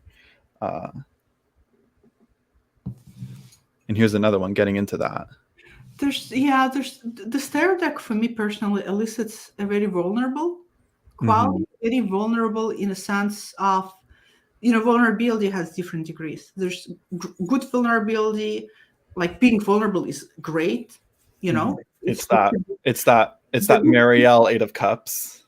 This gives like a forced vulnerability at the hands of somebody else, right? You're vulnerable out of your control. Human, exactly. An aggressor type of feel. Mm-hmm. I mean, that's what I get from the deck. It makes me uncomfortable. Not it's this. But I wonder if you're the person that has a history of perhaps vulnerability taken advantage of, would that be something that you deeply resonate with? Would you say that, wow, I really feel like an outsider, and I'm really glad to see that somebody else is depicting my inner world so clearly? It was, that's like the focus. That's like the focus of this deck. It's called the Outsider Tarot for a reason. It's for those outside and on the fringes of society. It's very much like the Urban Tarot with, you know, that Devil card, I think, like you mentioned, you know. It's a lot of that.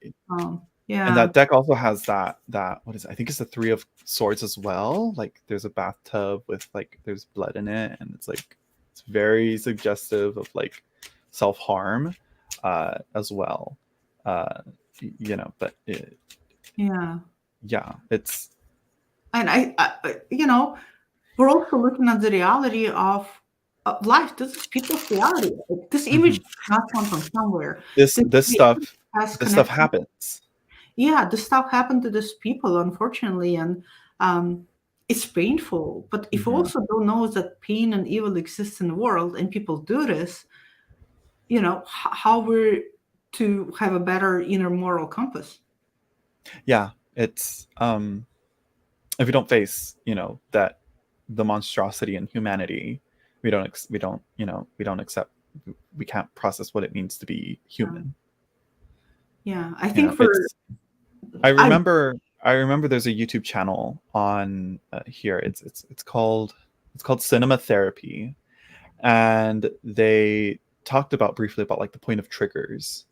You know, the point of triggers isn't to censor or to silence or to block or whatever. It's to give a heads up so that people can consume the media in a safe environment whenever they can, not by themselves and exposed or vulnerable. It's when they are ready in the right space with the right people, and they can process through what they see for what they can handle in a way. I also think it's the sensory triggers, the warning triggers. They're priming to prevent from getting even more hurt, right? Because sadly, we're never going to be always primed. The world is just, to exist in the world today and not to experience trauma is impossible. Impossible. Everybody is experiencing trauma. People probably experience trauma in the chat by looking at some of those cards. I mean, vicariously, we're constantly being traumatized. I think that's also important to acknowledge that is also part of being human being. Part of being human being and having a human experience on this earth is also to move through this earth, not only with your own sense of morality and right and wrong, but through sense of morality of a lot of your other human beings, which may be in a deep opposition to yours, which could be wrong, which could be painful, and this is why we fight so much. Everybody thinks their view is the right one. Yeah, they say that I would never depict the hanged man like that. It's like, it's so interesting. And that's where removing the symbol of the man's body or the person's body from that card just drastically changes it. If you were to remove the the man in the hanged man card, and you just saw the rope with that's dark too, because then you have to imagine what's going to be around that rope, right? So, and a lot of times, because there's no person there to which you can isolate or you can at least split or create depersonalization with, you imagine yourself. Yeah, you put yourself in that, it's your perspective and you're going into that. Yeah, did we just kill our chat with this dark? Are you all people are like, this is what happens when you get. Why did you guys not tell us this is going to be rated R/graphic content? I mean, that's what I was talking about. It's like tarot should touch onto that. I mean, we always say it's a reflection of the world. It's a representation of the world. It's not the good tarot, okay? It just. I hear you. I mean, listen, these are tough conversations about appropriate, inappropriate, right, wrong, censored, uncensored, creators' right to create art. Wiley's right. We all live in different reality. This is one of the biggest misconceptions as human beings we make, is we assume that the way we see and feel and interact with the world is exactly how everybody interacts and sees the world. Right? This is why we're so inflexible, because we see everything from our point of view, and our point of view is so limiting and so inaccurate and embedded in our experiences or lack of experiences. So I think that's where the Seven of Wands kind of comes up. It's our own individual perspective against the others. This actually is a very Seven of Wands chat, by the way. The topic we're talking about. What's that? This is very Seven of Wands chat energy. Oh yeah. I don't want to be like too defensive, where it's like I invalidate someone's experience, that kind of Seven of Wands type of vibe. Yeah. Well, I think it's easy to get lost in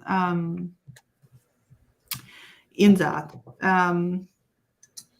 I think it's generally very difficult to see other people's point of view, worldview, and to be able to not necessarily agree or disagree with it, but to be able to just do that, just hold the opposites. Talk about temperance cards, right? Hold the tension of the opposites, and to be able to say, there's tension as a result of this. And that's it. Just feel the tension. It doesn't have to be resolved. It doesn't have to be. Yeah, I went into it like the two extremely volatile chemicals, like what makes up salt? It's sodium and chlorine, very, very toxic, highly reactive elements. But yet when they're combined together, you get table salt. I love it. Yeah. I'm salty soul. I don't have a sweet tooth. You put a cake in front of me, I could care less. This is probably why, this doesn't trigger me. But you put pickles in front of me and anything salty, and I like to have, if I have something sweet, I don't like to have sweet stuff first. I can never do that. Maybe it's just how I was raised. Maybe I don't know, but I always have to have something, if I have something sweet, it makes me want to have something salty. I'm like, I know I need something savory, salty, sour, bitter, spicy, even, but and then I can have the sweet stuff after. Hitting that umami taste level on a taste bud that combines all of that. Mm-hmm. Yeah. I think there it's very it's interesting when when you create, like this is, by the way, people, this is just something I did as a hobby, so it's not because I used images of Marina Abramovich and images of just other stuff, so this is I could never sell it. In fact, I gave away like 10 copies to my friends, and before I gave them away, I reached out to like Marina Abramovich and Marie White, because I have some of the Marie White's images here, like here. And I said, is that okay if I reproduce the deck just as a gift to my friends? But what I'm trying to say is this. Here's where I was going. I got lost in like, ooh, my oracle. Which you guys can get. Talk about being an asshole. But no, what I'm trying to say is this. When you create something, and I created my own oracle for myself, when you create something, you have a different understanding, I felt, for me, as at least potentially being one step closer to people who create tarot decks, right? So, and the understanding that I got is that, first of all, how deeply personal the process is, and how you really are projecting a whole bunch of art and whatever the images mean to you. And it's so, so personal. So, and it's also very intimate and very vulnerable. When you put this baby out in the world, I mean, even I was vulnerable when I gifted it to friends, because I was like, probably reads like shit for them. Because for me, sometimes I'm like, what the fuck did I create? I was like, thank God I ain't charging money. But the point being is that, but when you sell it, and you want people to like your art, you want people to understand your art, you want people to get your art, you want people to at least either like it, maybe not like it. If they don't like it, just move on. The last thing you want to do is people go on social media and trash your art. And trash your art because of their own projections, of their own opinion, without knowing anything about why you did, how you did it. It's like, like this. Yeah, this goes like, and it goes into like the intention behind the imagery. You're making this deck. Are you making this for the masses, or are you making this for yeah, sure, the masses can have access to it, but I don't really care what they say. This is what I'm putting out there, or I'm just doing this for myself and it's just for me. Because it's like, but what's the difference? Even if you're doing it for the masses, right? It's still going to carry your personal embedded in it. Well, we get this, right? Compared to that hierophant, we got where's the high priestess? We got, it was just right here. It's not too far, compared to. Oh, but this is you're saying after the creation, right? After the creation, and then people just get really like 10 of the swords, upset, and you go and you modify. That's a choice, and maybe who knows? Honestly, Zach, this too. Probably being a content creator, it sometimes can get really overwhelming. The negativity. We all know that comments, opinions of people of us really don't say anything about us because they don't know us. Yeah. Like, you don't fucking know me. Like, the persona I put on social media is not at all who I am here. You don't know me. You don't know who I am. You know what I want you to know of me, right? So this is only a fragment of who I am. But it's still, we're still human. So as long as you're a conscientious human being, it still hurts even when people project. And even though this has nothing to do with you. So I don't even know what it was like for Chris Ann when she got so many people bombarding her about it, that maybe for her it wasn't so much about, modifying the card to appeal the masses. Maybe for her it was like, pick your battles. Like, I want to move on and create other things in my life. Like, pick my battles. Fine, people, that's what you want. Fine, back off. You know what I mean? So I can't we don't know until we're in that situation and we're so pushed in a corner, which, by the way, happens all the time, because a lot of this, all of these projections, they're not rational. They're rational and they're brutal. Yeah. It's kind of interesting too, seeing now, going into the Chris Ann stuff, is how people profit off of the idea that I have the original Ten of Swords indie version, and that goes for like several $100s. Oh, crazy. $500 last time I saw it on Facebook. Just something to think about there. After the cancellation and all that, Yeah, but this is classic market space, supply and demand. Suddenly the stack became in demand because it became an oddball with that card in it. So as the demand goes up and supply went down because she's no longer created that card, the price goes up. Why do you think this right now for, vintage box A, whatever, well, it's like $1,500. we'll see how it plays out with tap the mic. We'll see how it goes with these two. This one's the original color. This is the new coloring scans, and the colors are very different. Like, because you can't find it. Is this it? Like, I'm not sure what's gonna happen with these scans. If they'll continue. Supply and demand. It's simple arithmetic of business. Do I think it's fair that people jack up prices for, box A Zos for $1,500? It's not about fair. Marketplace has never been about fair. It's been exploitative. It's a business decisions, and sometimes they can feel exploitative. Sometimes a business person can say, that's a genius of business. It's not exploitative. It's taking advantage of the current status of marketplace. It's like taking an advantage. That's it's like, yeah, that's just. Listen, I hear you. I mean, it's, again, like, this is like subjective black and white. When I sell the decks that I want to move, that I want to make money off, do I jack up prices? No. I usually sell them at whatever I bought them for, depending on their condition. Why? Because that's just, that's how I sleep better at night. That's me. Yeah.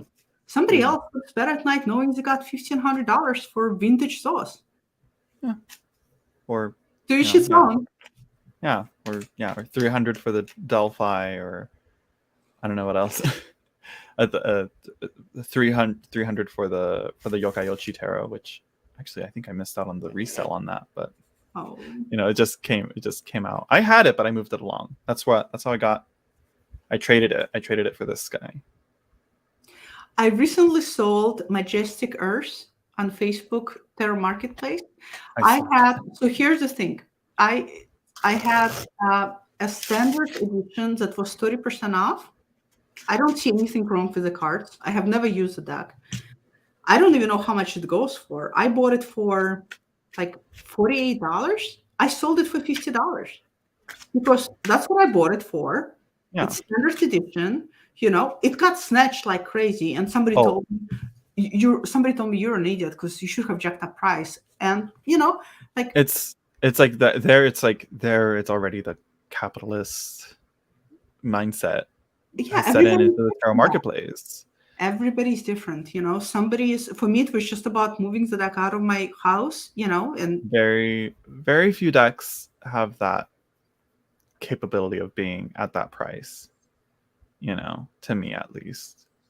And it's pick and choose, so, but a majority of them I'm just gonna gift or move along. Whoever got it likes to use it. Are you and I departing from images? What's that? Are you and I departing from images? I think I'm not sure. Are we still talking about images? And we're talking about. Well, I mean, this is what it comes from. This is the point of tarot, right? Where you kind of pick an image and then you just ramble on about it and where it takes you, right? Yeah. Right. I kind of got into it a bit when in that last live stream. I'm gonna take it down. I really should take it because it's very unfocused and very all over the place. But I was talking about the Japaritse tarot, and Uh-huh. the war card as the emperor, and it's just so limiting in Hmm. my perspective. Not to say that like, oh, the patriarchy has never done anything like that. Not to say anything like that, but it's just like, it's like it, it's to me it's perpetuative versus like the divine masculine tarot, where the masculine is like expressed differently. In that sense, there's more of like, men being more open and more, like it's anti-patriarchal in a way. It's Hmm. very similar to, the Marielle Yeah, iconic emperor versus love that. war. It's such a healthy representation of the masculine for me, that Marielle Emperor. There's so much fatherly and also a balance of authority in there. Mm-hmm. Like to me, emperors. I recently heard, Joe Mantelon Mm-hmm. Mm-hmm. talk about court cards of Zostak, and how Crowley rearranged them so it's here for kings became air versus fire. And if you think about kings, they truly are air, because kings, they think with their It's heads. They're so, not yeah. fire. They never get into action. Mm-hmm. They're thinking Mm-hmm. with their heads. They're giving orders. The fire There's is they knights. they strategize. Yeah. Exactly. So that Mariel Emperor is. I love it. It's so like this wise warrior. Mm-hmm. Um, Yeah. God, that's Which a is interesting. Which is interesting because it's one of the few depictions of the emperor with a weapon, that is with a true. sword. But the sword is so minus on treatment. Yeah. Got to trapping this one. The trimmer inside of me. Um, the Edward Scissorhands inside of Natalia. Don't trim it just yet. Sell it for $1,000. Yeah. No, I'm not sure how much that one would go, I but mean, come on, really? There's yeah, other ways to make money than just. yeah, it's like, Um, but his weapon is upwards, right? Up into the mhm. air. It's not swinging he's at. not, and he's not holding it by the hilt and Yeah, not wielding it. But I exactly. think, but Tarot Wisdom, Rachel Pollack points that out. She's one of the. I was like, oh my god, wait, that's right. He doesn't have a weapon. Even in Marseille and Rider Waite Smith, there's no swords, there's no axes, there's no nothing like that. And in the Thoth too, there's no weapon. There's a shield. That's it. You know. Uh, Yeah, I unless I'm don't think wrong. there is in Thoth, as I remember. It's interesting because there's all that fiery areas energy in Thoth, right? There's all this red Mhm. colors, and he's sitting down, Very, very uh, martial. very martial energy, right? So, but yet he's so calm, right? And that's the crux of the Emperor, is that the war can go on around you, and the war can go on literally inside of you, but yet Hmm. you still have to be calm. Yeah, he doesn't hold. He's holding. A scepter, right? What do you call it? A scepter, and Yeah. And I don't know exactly. what that's called. That's called something, but I don't know the name of it. It's like what is it? I can't remember. So this is also, it's quite similar to Marie Else in energy, This because one, so he's also has that lamp with at his feet.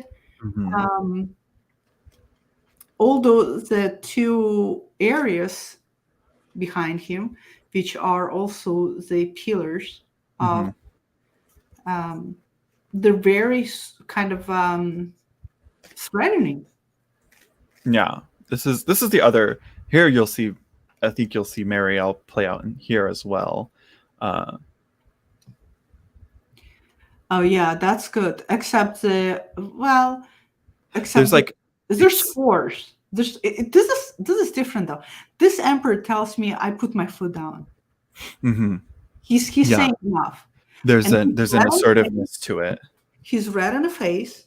This is like, Mhm. you know Here, quite I a bit wanna authority I there. wanna I wanna read it out to you. I should have read it out because I brought it up in the live stream as well. Uh, because there's something to it that I was like, oh, okay, you know. Even though it's just a little blurb, I would love to hear a little bit more on it. So here we go. So here, this is interesting.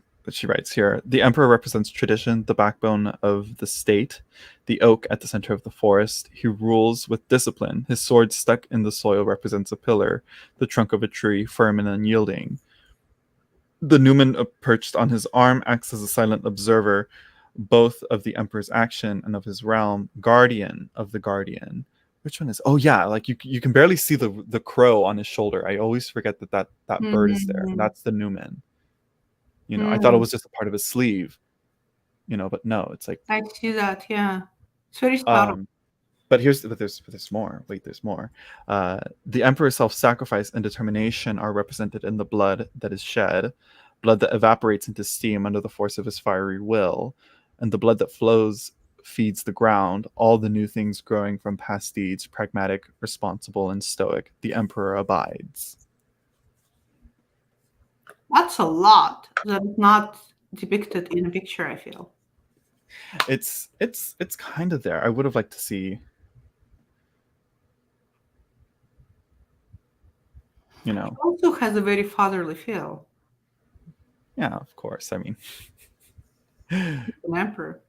I mean, what is there ever an emperor that doesn't kind of seem fatherly? I guess the Thoth kind of doesn't really seem fatherly to me. I don't know why. Maybe I could be wrong. I don't know. Those seems very. There's coldness, right? And I think the coldness because he's not. And the same thing with Empress. I mean, he's not looking at you. He's looking at you. It's the disconnected father. So maybe he is the best father representation.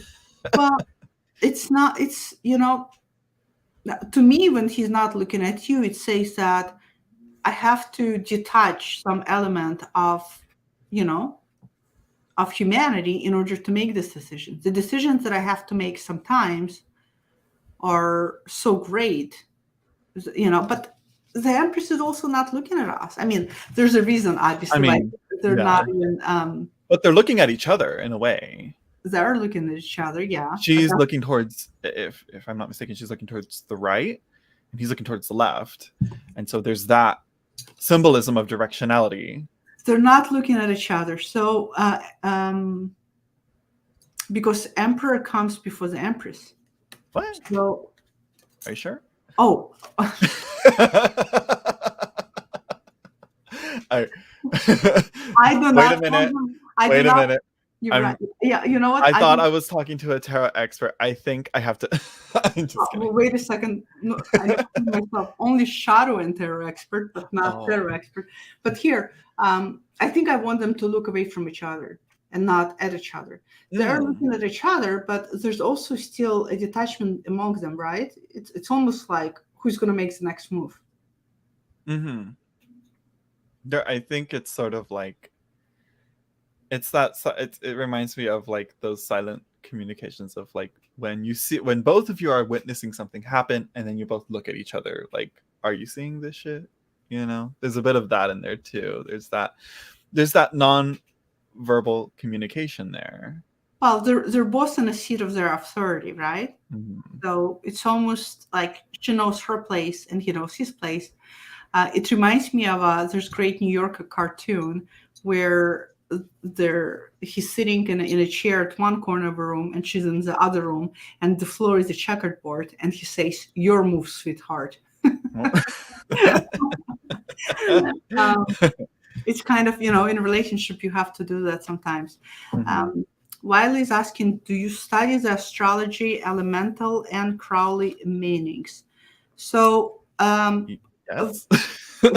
So for me, it's inevitable to work with those and not, to some extent, consider astrology because it's just so right there in the cards. First of all, this back, I think, makes learning astrology easy. Mm-hmm. When people say this is unapproachable deck, I think when people say is that it's too much to know about it, but I think you don't have to know all of it at once. I still have got to get to the Crucible Kabbalah thing. But I think it makes astrology way, way easier. And elementals are just embedded in any structure of the tarot.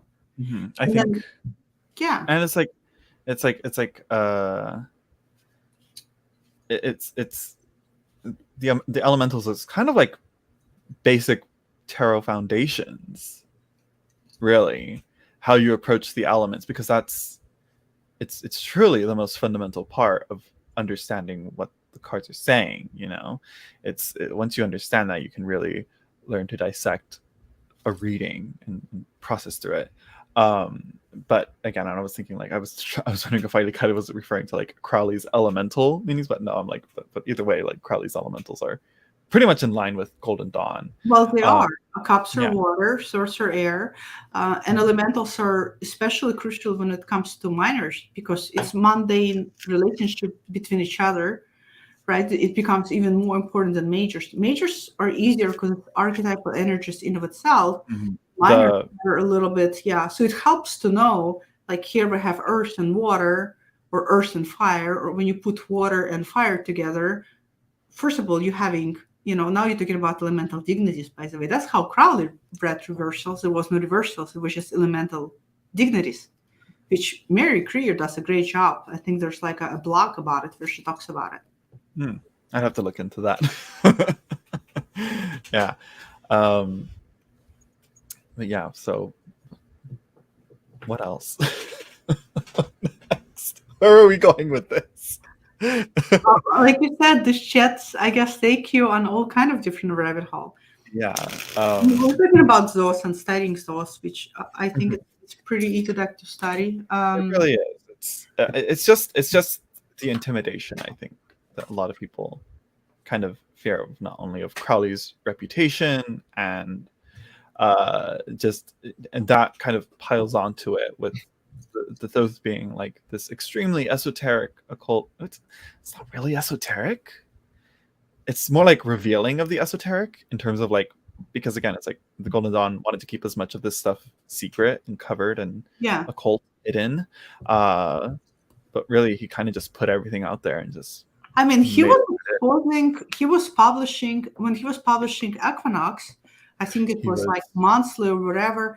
He was exposing all of the,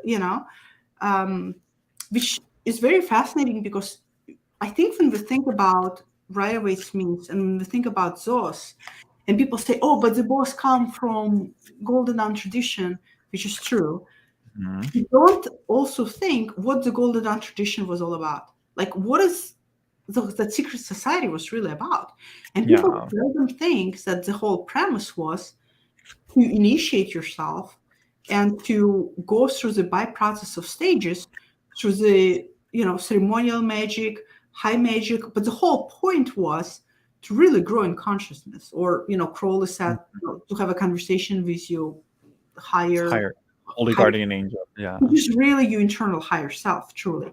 So that's an interesting, when you think about it, and when you think that the tarot then became very esoterically layered from that tradition, you have to deduce that there is also meant to enable individual self-growth for the highest good. Personal development. Yeah. Exactly. This is why Kabbalah is so instrumental, because it's all about personal development. It's all about, union with the divine. Exactly. And experiencing nirvana in a way. So therapy becomes the ultimate psychological tool. Yeah, in a way, it's supposed to be. Some people will say it's, but to me, it's more like the training wheels for that, because eventually they say you're supposed to remove that and then, be able to work with, to do that self-development without the aid of the cards, as that, because the cards to them, I believe, were like flashcards or a Rolodex. But that's impossible. If everything is an image, right? Everything in life is an image. This is just another tool. If you eliminate tarot deck from your tool to help yourself grow, then so what? You substitute it for something else. Even when you go to charity, and I think that's why they were like, you color your own deck, and then like the best way is to make your own deck. Then it depends. Like for self-development, what works best? Your own projections onto an image, or someone else's.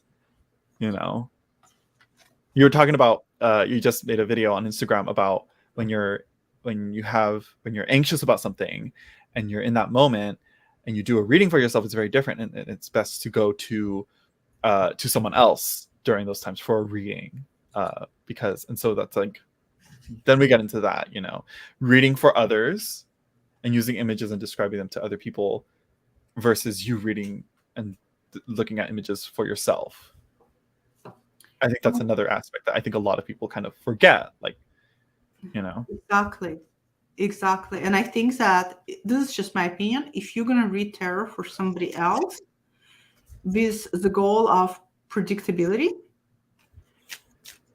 I think it's better, my opinion, careful with the words here, to use a more traditional tarot deck that has a symbol in according with that and has a structure in according with that. Yeah, because then it's like, what if you or know the system and fundamentals so well that you can superimpose it on any deck. Yeah, but then once you do that, what if that falls into meanings, and thus you're, again, like, you have to be careful with that, because then people will, I know I do it sometimes still, is people will learn Rider-Waite-Smith imagery or learn the deck that they're using, and then they'll get, again, like I'll get White Newman, for example, and be like, oh, well, in the Thoth imagery it's like this, and it's like, well, we're not with the Thoth right now, we're using this, there's even like, I think, but if you're reading predictably, wouldn't that make for a little bit more cleaner and potentially more objective reading if you superimpose the traditional structure? Maybe. And this is where I'm coming with, like, why I should use this one instead. This is a much better example of that, because that happens with this, I think, because I'm like, am I superimposing the meanings or the imagery of the Rider-Waite-Smith or the Thoth, or am I using the fundamentals and putting them onto these cards here? Mm-hmm. But if you're reading for yourself, Zach, what does it matter, right? True. But like, I don't read for myself. Whether you're projecting, whether you're superimposing, whether you're superimposing meanings that are not there, who gives a shit? But if you are reading for somebody else and that somebody else is paying you money, right? That's, again, we're getting into that responsibility, right and wrong, right? It's like, kind of, yeah. And it's like, what if you're using decks like the Outsider Tarot? Where'd I put it? Right here. Using this one, and you get that Hanged Man card, or that, or those other cards. You know what I mean? Like, it gets into mighty waters, because it's not, being a tarot reader is not regulated, right? But even if it's regulated, again, there's so many gray areas, It's like being a psychologist regulated, you must have education and go through training in order to, call yourself psychologist and to charge people for it and to do psychology. But to go into the regulation thing, it's the tools that you're using. But there's still a lot of really bad psychologists who take advantage of their patients, right? So it's like, you went through all the schooling process. You learned right and wrong. You were told not to do this. Why the hell are you stripping down with your patient? Yeah. Oh no. I'm sorry. I get it. It's true. I get like this when somebody's license gets suspended or revoked. The board is supposed to notify everybody, and then they say this so-and-so with the license so-and-so has been for this and this offense. When I read those things, it baffles me, because it's such common sense wrong. They make it like known to the other, to any psychologist or therapist can look that up. You can see. Yeah, so they email us. So basically, and every time I see that, I'm like, these are such, like, how I'm like, how can you not know this is not how is this appropriate for any profession? like And any yeah, profession. So, but again, this is like everything has gray water. So what I'm trying to say is that you can learn and go through regulations. It doesn't guarantee anything. Everybody has a bad apple. You can study. You can be like, went to school, studied the fundamentals, know everything about tarot symbolism and imagery, and then do a predictive tarot reading where you completely lead a person astray, where you tell people a whole bunch of mumbo jumbo that will lead them into decision making that will ruin their life. So yeah, and that's one of the things is that it's a lot of that's one of the basic things, like decision making. It's like you shouldn't tell people do this. It's you have to it's how you word it. It's like it's like, well, the cards are saying that this is what you should do. but it's hard because we live in a world where we have to depend on other human beings. We don't exist in a vacuum. When you go to a doctor, you're expecting a doctor to tell you something about your health, some kind of diagnosis, some kind of prognosis, some kind of treatment. And you trusting, there's trust embedded in that. When you go to tarot reading and you're paying $60 for tarot reading, you're expecting some kind of prognosis about your future or a course of action, right? So Some clarity in the direction that you should go. Yeah. yeah, exactly. So it's, I think it's inevitable. We're going to trust and we're going to get hurt, and then we're going to trust and we're going to get hurt again. And, this is just, I guess, going to be called life. Mm-hmm. Stay soft, get harder, as Mitski would sing. Wow. Stay soft, but get harder. The paradox. It goes back and forth. Yeah. I can't remember how the lyrics go, but yeah, it's essentially that. Oh gosh, I can't remember what it is. I gotta find it. Now I gotta find these lyrics. Stay soft, but get harder. And I guess that is the paradox of life. How do you learn how to swim against the tension of life that presents to you, and at the same time not completely close yourself off from experiences? Learn how to separate things so that they're not so painful, maybe. Yeah. Here it is. I know I'm like leaving out a big part. So it says, you stay soft, get beaten, only natural to harden up. Stay soft, get eaten, only natural to harden up. Oof. Yeah. See, I'm trying to see where else it says, but yeah. Yeah, and it says, open up your heart like the gates of hell. Oh my God. It's a great song. Let me find it. Oh my God. Open your heart like the gates of hell. I see that as an image for like Two of Cups. Yeah, hopefully this doesn't play and you don't hear it. I'm going to pause. Don't play. Oh, nope, stop. Ooh. You didn't hear that, did you? You shouldn't have. Okay, good. I'm going to copy the link. So anybody else can watch and enjoy Mitski. It's a great song. So yeah, here, I'll send it in the private chat so you can get the link too. So how long do you keep the chats for? Are people like falling asleep after 2 hours? Some people they come and go. It's I don't know. Sometimes I can stay on for 3 hours. Sometimes for 2. It depends. I've seen some of you. I'm like, how? I gotta say that sometimes when I see you do the public readings, I get very intrigued. I'm like, I would be curious to see what my readings would sound like, because I don't read publicly except for like family and friends. So I'm always curious because I'm by occupational hazard, things are always embedded in psychology. So I'm always curious. I'm like, maybe I should do what Zach does, do live free readings. There's a demographic that comes with live readings, which like Young, relationship advice, career advice. No. It's a lot of what does he think of me? It's a lot of will there be reconciliation? Is he cheating on me? Matters of heart. Matters of the heart is the biggest of them. Sometimes it is like, career and life path type of stuff. But really, I think I'm not sure how you read. I would like to see how you read. I'm like, wait a minute. I don't think I've ever seen Natalia read.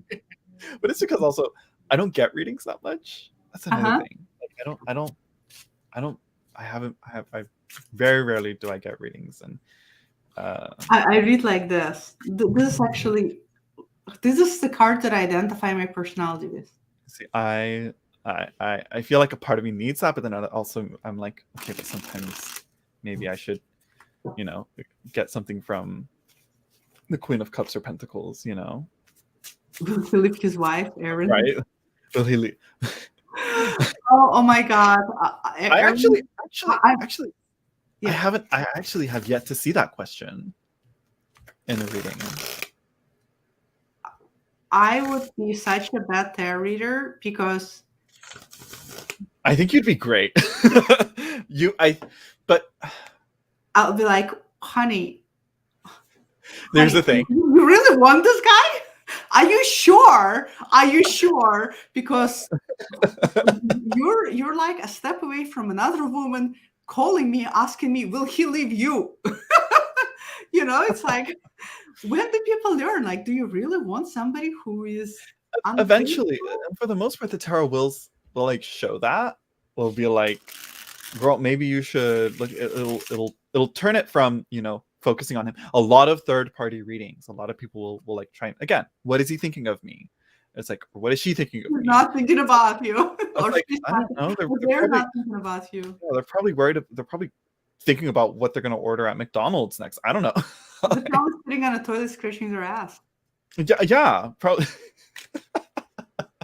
No, but this is like, I know we're laughing, but this is like real.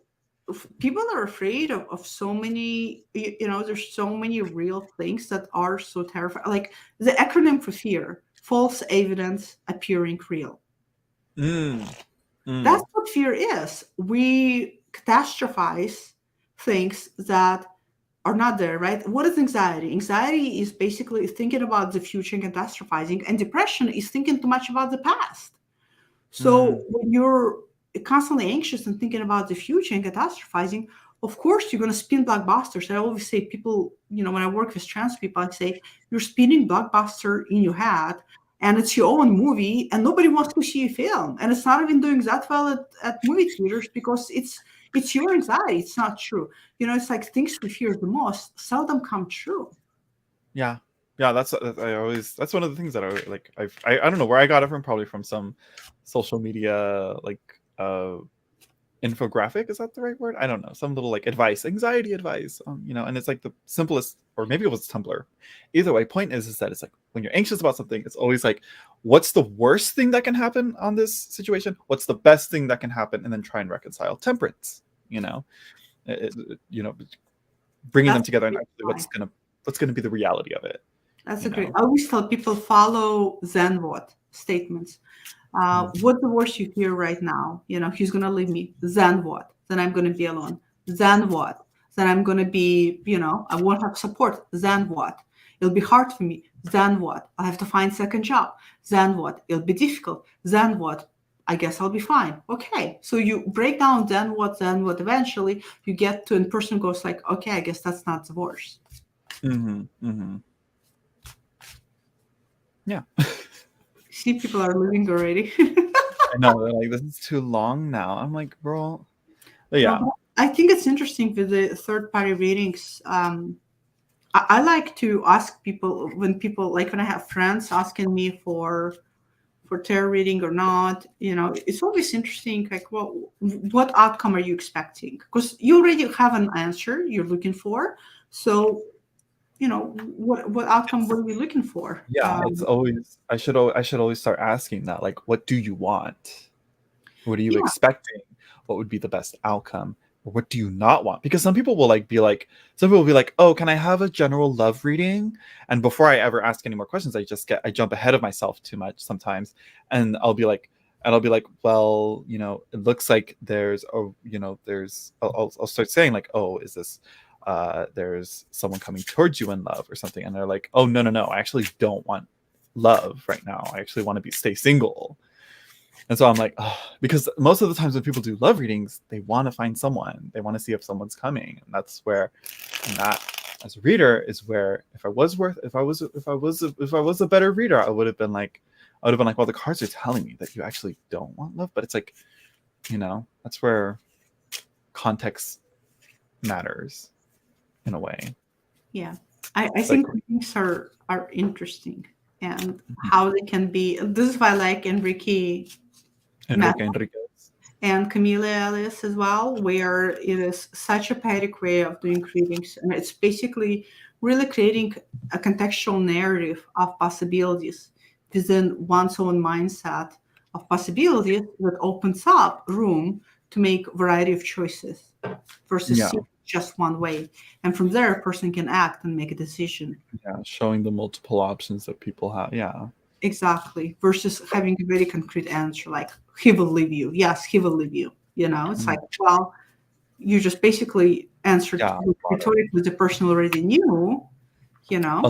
That's a lot of the questions are yes or no questions, and it's like I should like instead of like saying no third party readings, no medical or legal readings, which I'm gonna keep up, but I should say no yes or no questions. Like, the better question is like even when, how, why, and what. Right? Is that there's one that yeah. Any question that starts with will. Open-ended questions are always the best. Yeah. But framing open-ended questions is hard. I mean, this is what we learn. This is like psychology 101. They teach us in school. Lead with open-ended questions versus yes or no questions, because that's how you get stuck as a therapist in the room. So this is why people stick to, well, how do you feel about this? And how And does then that we make you summarize and rephrase it back to you. yeah.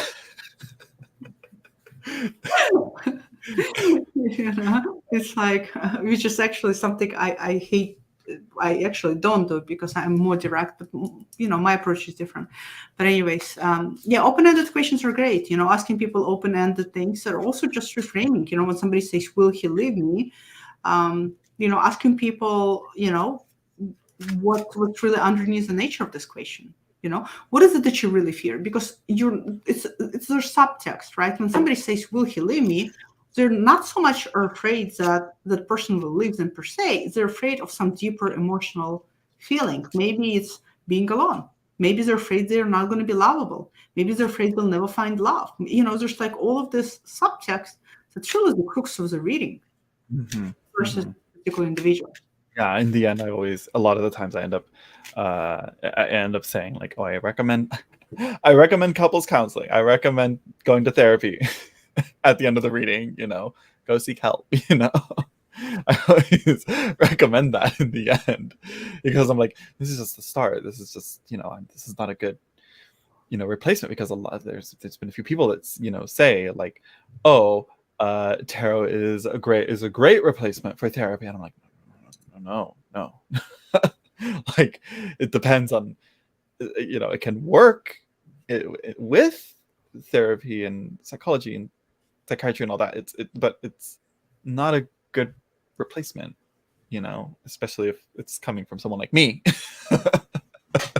Well, tarot readings are never replacement for therapy. I mean, therapy, in my opinion, is great for anybody. I don't think that you need to have something troubling you in order to see a therapist.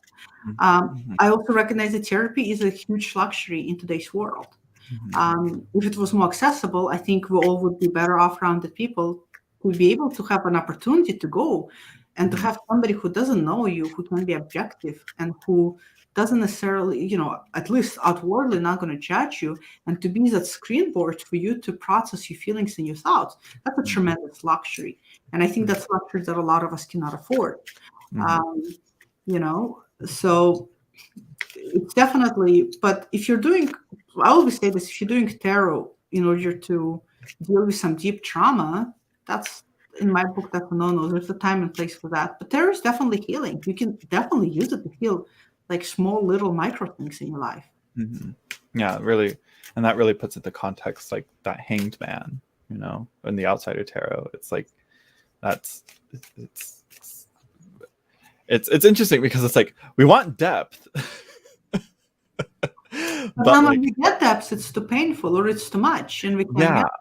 Yeah, it's like it's again to use depth as a great analogy. Are you diving headfirst into a puddle, or are you diving headfirst deep into the darkest trenches, the Marianas Trench, whatever that's called, with no...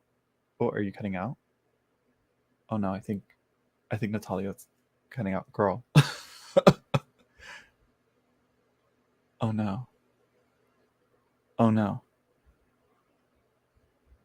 Should I remove her? No. Is she there with us? I think we lost her. Here, I'm gonna...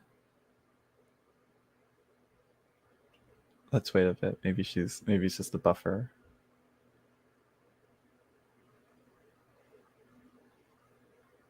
No? Hello? Oh no. Let me see. Oh, I think she's coming back. Is she reconnecting? Oh. Is she there? Hello? No?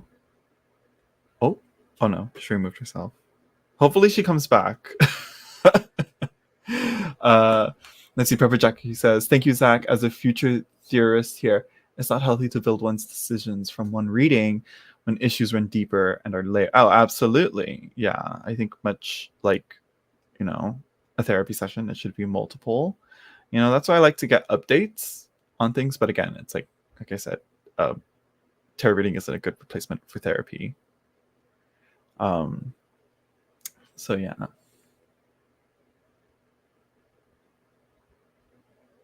You see, I should shift more to this. Wiley Kylie saying, I don't do questions. I tell the story in the cards and we talk about it. Yeah, that is another aspect. Like, more like an exercise rather than, sort of like, I don't know what would be a good example, Oh, therapist, not a theorist. Oh, okay, yeah. I was like a future. Okay, yeah. Is she here? Is she still with us? Did we lose her? Let me see. I'm trying to see if she...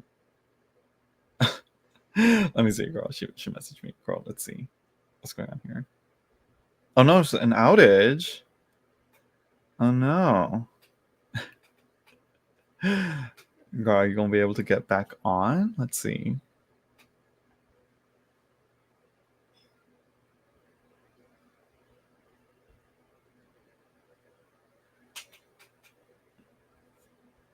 Let's see. Yeah, I think she cut out. I think we're gonna... I don't know if she'll be able to come back on. Maybe it's the universe telling us, time to cut it short. Mercury retrograde. It's Mercury retrograde happening. It's Mercury. Oh wait, never mind. She's back. Cut the camera. Let's see. Okay, so I'm using... Let's see. I'm using my... Can you see me? I'm using my phone hotspot.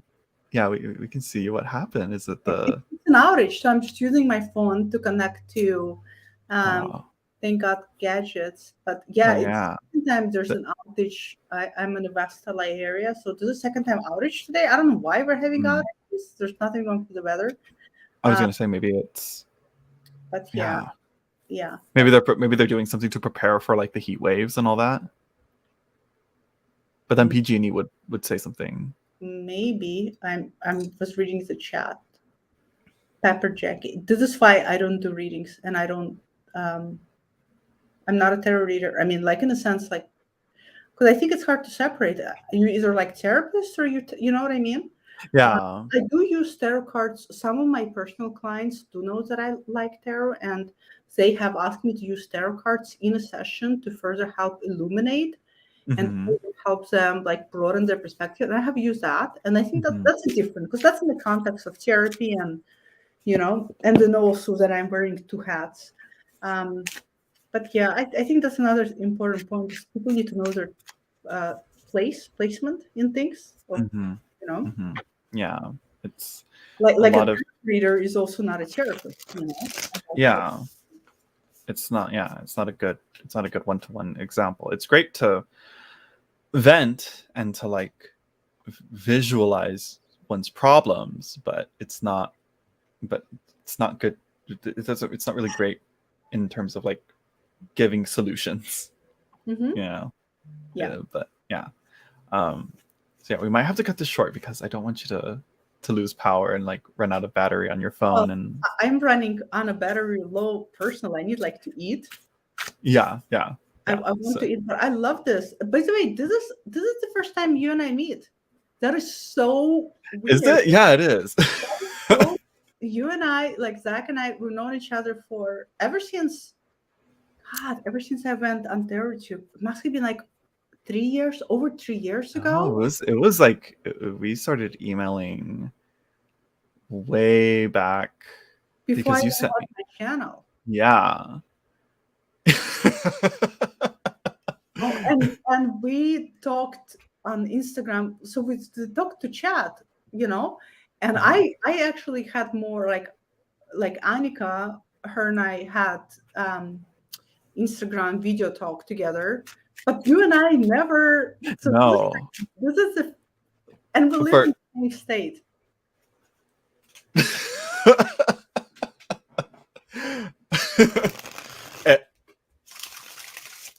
You know what? Wait, there's a time and a place. This is, best not to rush things. 7 of Wands. There we go. Yeah. But no, this was great. I always, I love your presence on YouTube. I always loved your. I was breaking to Annika way back then. I was like, this one has, it's like a golden. I always call it like golden nugget. Well, I love how you think about things, and you obviously invest so much time into understanding and reading things that, it's really always fascinating to hear you speak. I love that. I miss that from YouTube personally. I miss a little bit more. Yeah, that's a lot of my stuff used to just be unfocused random thoughts, just venting into the Ethernet. But that's why that last live stream that I did. I'm taking that one down because it wasn't very focused. There was like, sometimes when you're unfocused, in order to derive at focus, and like a lot of tarot YouTubes that exist today that create content that maybe somebody would say more like in depth, like more card flipping through or whatever. There's still a reason and purpose for them, because there's some people who are starting out or who just need that content. That's all legit. And then sometimes you just, you grow in a different direction or move in a different direction, and you need something more. So I think it's good to have variety, but Zach's channel is drama free. No, I mean, is it though? Is it though? I think it's it is not drama free.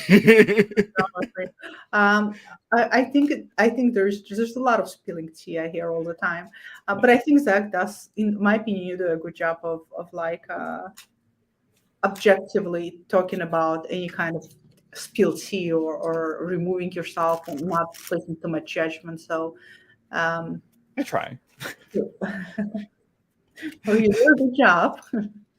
So far it's just, I think it's like a lot of people just have too much of an emotional investment into this. I feel like the tarot world, the tarot sphere online is just it's a little too intimate. Like developmentally very young. What's that? Like developmentally, you mean very young? No, it's the parasocial relationship that people have with the tarot social media figures, because it's so much smaller. The pond is so small, it's people kind of, because the people here on TarotTube aren't young. They're quite mature. I'm one of the few youngest people on here, within these circles.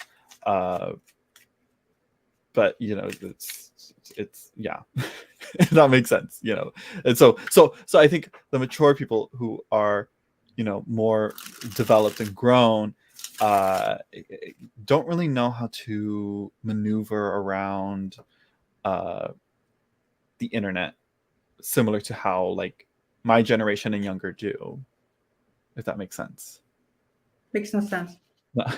Like, for example, so what do you think that their community is pretty small? I think it's still relatively small compared to other internet spheres, uh it's almost cliquish, like Pepper Jackie says. There's, again, it's just such a small pond. Just gonna say that. where the ocean, where there's many oceans in the internet. um and there's like channels with like, there's not, I have yet to find a tarot channel that has reached that has reached 1 million subscribers so far. Just think of it like that. Okay. Yeah. I think. If that makes sense. In the sense of how small it is. Yeah. Yeah, I think people constantly come in and go. I think it's growing.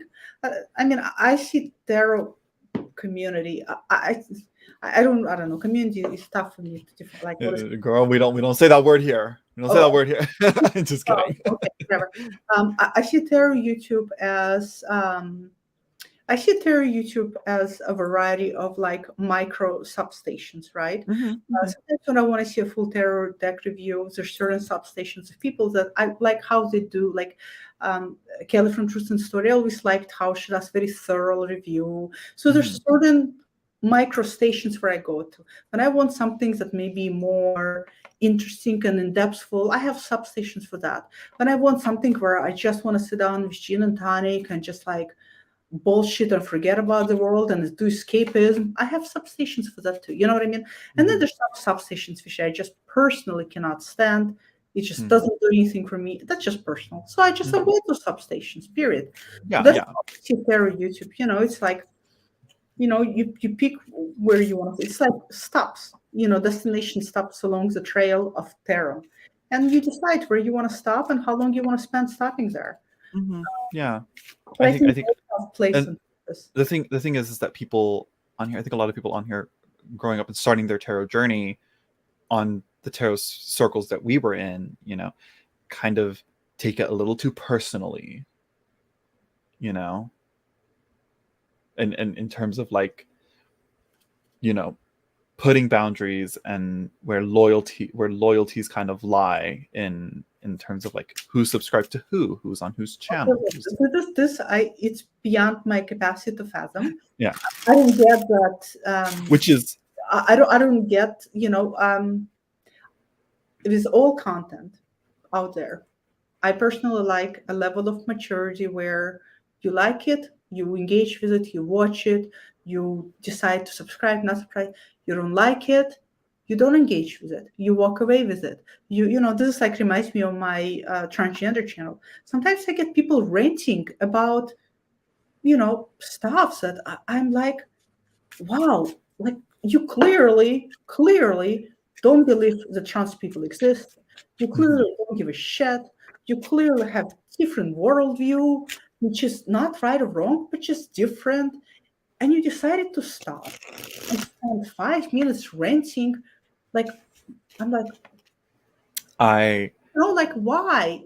I got a comment on that from on my channel not too long ago. Let me see if I can find it. This just happened a little while ago, like a few days ago. If I can find it, I want to read it out to you. And here it is. Did I reply to this? Yeah, I did reply to it. So I said, divinate. So this is what they. Oh God, no, I'm not going to read it all out. But pretty much saying like, oh, divination is strictly forbidden in the Bible. This, that, whatever. Talking about talking. It's very self-righteous, trying to very much like kind of like Bible thumping, trying to like, I don't know, like what's the goal of this fucking comment? So I just said like, you know what? You're right. I'm converting back to Christianity. I'm deleting my channel. I'm getting rid of all my decks. No like, no reply, no thank you, no nothing. It's like, so what was the point? Sometimes there isn't. Sometimes the point of those comments is just for themselves, right? It's like it's righteousness. I feel better because I let it out. Like I feel better. And they talk about and It's they talk personal. about, look at that, they say, God calls us to live a genuinely holy, righteous, faithful, truthful, obedience, and godly lives. It's like, righteous? Like, that's another word. Righteous. There's going to be a lot of hypocrisy. I mean, I see lots of hypocrisy in those comments, right? Mhm. On my transgender channel. When I get comments that are, well, first of all, when I get comments that are obviously very hateful, like clearly hate, I just delete them. Mhm. If they are somebody expressing a very different point of view and disagreement, um, There's like an opportunity to I'll engage. maybe. I'll engage. A lot of times when I get comments, they're just like, why do you even bother? It reminds me of Banksy, Banksy graffiti artist. Mhm. Mhm. Banksy has a great art piece where it's called Flower Bomb, Mhm. where he's throwing bouquet of flowers at somebody, we don't know who it is. I Mhm. always remember the painting every time I interact with comments because I remind myself, hit them back with flowers. Mm. Hit them Mhm. back with flowers. And the Yeah. way I hit them back with flowers is I say, thank you for sharing your point of view. Because that's really what they're doing. They're sharing their point of view. Like, Mhm. all right, thanks for sharing your point of view. Yeah. What are you going to do? Yeah. Yeah. Obviously, not going to change their mind. Obviously, they're not interested in a conversation. Otherwise, the comment would be framed as an engaging in dialogue. So, just hit them back with flowers. Yeah. When I had YouTube channel, I mean, I still have YouTube channel. I'm like, you don't? There were some videos I did, like backup decks are harmful or psychology behind Terror Beach, that some people, by far, majority of people were very constructive, very constructive. It was amazing. They were like, this is why I disagree. And it was like, yeah, okay, cool. And then sometimes you'll get people who are like, not so constructive. What do you say? Yeah. They Is it get like, super your point? defensive. They take it as an attack. I'm watching this. This is in my subscription feed that I subscribe to. It's directed to me. It's like, no, it's not. It's not about you. This is all. I mean, this is the thing, though. We're all on, like I said, we're all on train leading to our destination of eternal death, because that's the truth. We're all dying. We're all gonna die. We're dying by minute, because time is something you can't get back, unless you think time is. We live in some. Anyways, we can do the whole physics, but the reality is that Time's an illusion. Whatever. Okay. stop is coming. We don't know. And occasionally, when the train stops and it's not our destination, we'll all get off and we'll all explore. So, that's like how Terror Tube for me. It's like I get off, I explore, and I'm like, no, I had Back on the train. I had food from that stand before, and damn, it gave me diarrhea. you know, I had food from that stand. There was no flavor. I'm like, Where's the I'm just going spice? to avoid that. I'm just going to be, Nat learned your lesson. And then I'll be like, wow, damn, that was so good. I got to come back for that. That's how you got to live, like that's what I don't get people who are like so masochistic. They're like, that stand gave me diarrhea and I went back for more and more and more. And now I blame you because I'm shitting myself. I And it's mean, like, really? true. Yeah. It's like, Not a warning the first time.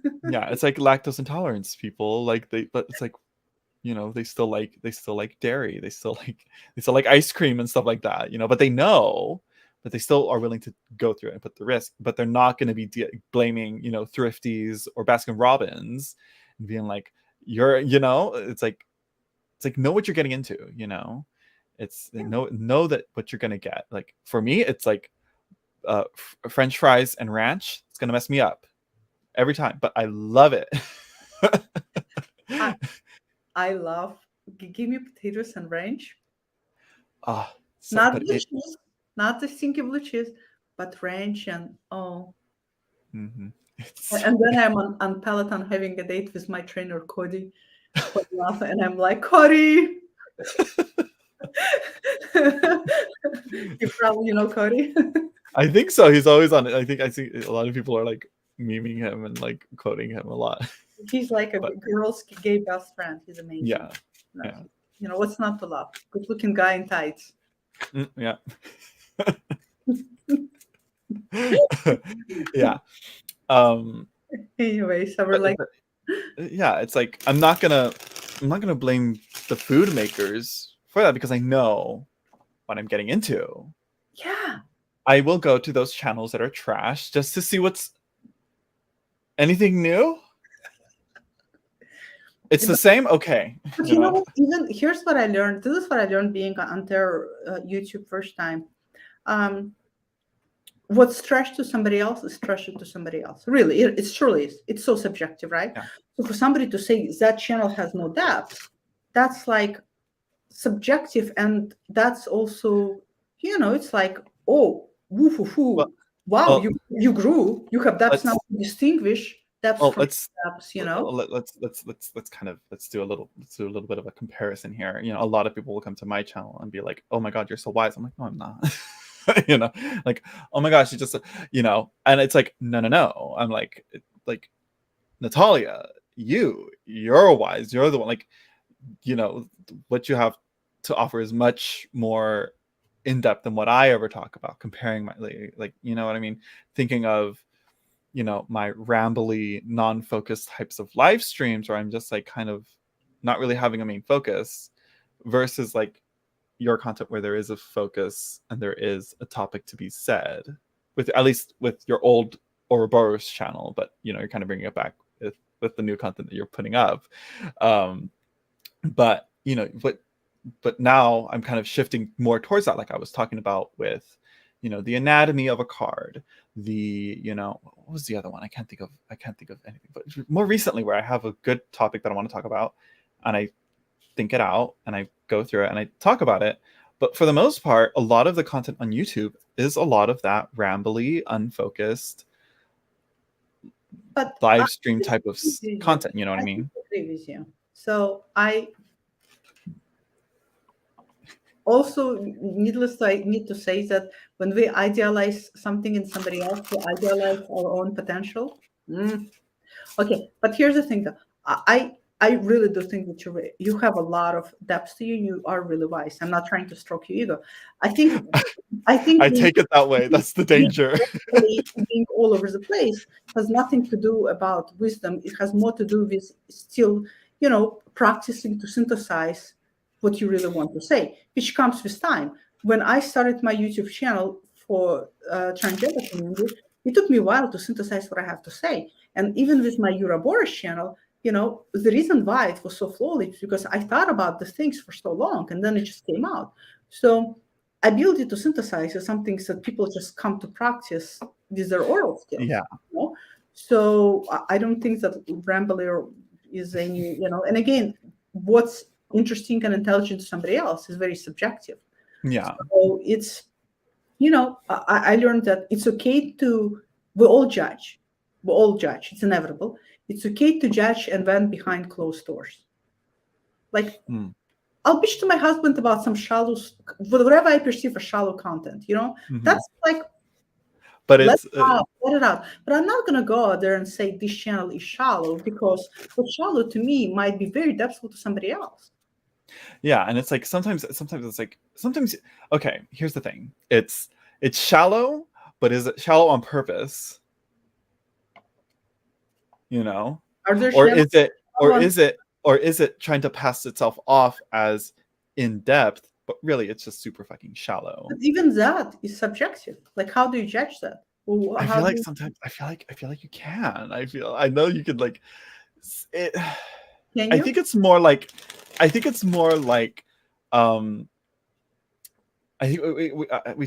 trying to touch on it with the synthesizing and all that, where with you have to, you're trying to say something or get an idea across, versus like you're talking about something but not really saying anything. It reminds me of books. Books are like that, right? There's books I read where, like, Apocalyptic Witchcraft by Peter Gary. To me, I describe it as like mental masturbation. It's all over the place. It doesn't get anywhere. It's intelligent mambo jumbo. It's very intellectual. And I'm like, what the fuck did I just read? Like, Annika uses that a lot. Mental masturbation. and I'm Yeah, like, is this that's about what it is. pay grade? No. Then what's, you know? But here's the thing: a lot of people read his book, and they got a lot out of it. So And it's here's another thing. that like what seems like mental masturbation is works for some people. Like maybe the way you ramble works for a lot of people. Because here's the thing, it's like sometimes I like, okay, here's the truty though. Did those people actually read the book? That's another thing, because it's very easy. Again, we don't know what's going on behind the screens when the cameras are off. You know, I may have all these books, but let's be honest, I haven't read a lot of them. You know, I kind of took a gander here and there through You them. think sometimes people just saying stuff to appeal smart when they're really not smart. Yes. Okay, so here's the thing. This is what I like. You know, Gary Vaynerchuk. He's like a business guy. Okay, I like the guy. I Cringing already. You know, okay. he likes to make out with his dad, but you know. Some people he's cringe-worthy. I like what he says about social media. At least he says that social media it doesn't corrupt us. It exposes us. Eventually, if somebody exposes us as being really smart when they're really not by saying they read something and they haven't, don't you think eventually there's going to be things that are going to lead to exposing the fact that they're not? I think it will. It's inevitable. I mean, some people. But here's the thing: it's like sometimes when people are exposed, people still don't see the exposure. And that's right. But now we're getting in the territory of people's capacity to perceive, people's capacity to read character, people's capacity to be able to see when somebody really has good intentions or not. Like being able to discriminate. That's something that some people gain through life experience, and some people just don't. Mm-hmm. Yeah, and again, it's like, and then it goes back to like the content itself. Like again, is it in depth or is it shallow? You know, what's like again? There's like some again. Like I grew up on YouTube where it was mostly just stupid trash, annoying orange. You know, oh my gosh, what's his name? The fucking Shoes music video. You know, oh my gosh, Shane Dawson is another example. Oh gosh, there's one. I can't remember. He always edited his voice so it's super high pitched, and he had like a bowl cut, and he was like always like it's just high energy, like just mindless stuff. Versus now, where there's like a myriad of like video essays talking about so many different topics, like with depth, and honestly, like almost like documentaries, you know, and on just media and ideas and theories and whatnot. Philosophy Tube, for example, is a great example. Who else? Feet. I can't remember how to say it. Signifier. Feet. FD Signifier, I think is his name. I don't know who else. There's a bunch of. It's now. It's the difference, you know. And it's like I'm not gonna go to Shane Dawson and say depth, but of course I can learn something from it. It's just not similar to like a video essay. You know what I mean? I know what you mean, but again, what you perceive as depths, right? You're still operating from your internal way of seeing the world. And what you perceive as depths is still in accordance with your workings of the internal world. And you assume that that's the right way. You actually do assume that's the right way. You know, when you say there is a way to discriminate depth from shallowness. And I'm saying there's no way to discriminate unless we're all discriminated from exact same paradigm, and we're not. Okay. Yeah. I mean, that's what I think, at least. Unless we take like a master brain and we all agree this is how we're all going to think, and from that vantage point, we're going to all discriminate, then yes, there's the way to put parameters. But because we're all wearing our own master's brain, you know, and like, I can name a lot of their YouTube channels that I would say shallow. And I can line up 20 people that would say there's no way they're shallow, that they get a lot of depth out of them. True. And I guess that also depends and then I can sit there and argue with them that that's not depth, because depth is yada, yada, yada. But again, I'm just saying what depth is to me. That is true, yeah. Yeah. But I guess it comes. I guess it also comes with like, well, yeah, you said it, experience, life experience. I think that's because it's like I see the people that are just barely coming on to TarotTube, and then like and like not knowing the lore behind it, behind everything. Well, that's another thing. So there's obviously stories, dramas, things happened, contextual things that once you do know does change your perception or relationship to things. And as time goes by, just like everything else in history, time tends to eradicate that history, right? I mean, that's just like, look at the politics, look at the news. Today, you're sleeping with, so and so, and this is bad, and you're unfaithful. Tomorrow, it's forgotten news. Nobody gives a shit anymore. So yeah, I think the key is that and the important thing is for you as a person who does possess that knowledge, how does that change your relationship to that? And how do you choose to navigate knowing that? Or do you choose to use your intercom and a platform to shout out the gospel of truth in hopes of changing everybody's mind? I'm just putting out my opinions, honestly. Yeah, that's all legit too. I mean, we'll have them, Yeah, and I guess that's another thing. It's like, are you putting out opinions, or are you putting out, facts and information? Good point. Because again, it's very tricky, especially with tarot, because it's been so subjective and for the most part. But like when it comes to like the actual history, even people try to like establish like, no, it really did come from Atlantis.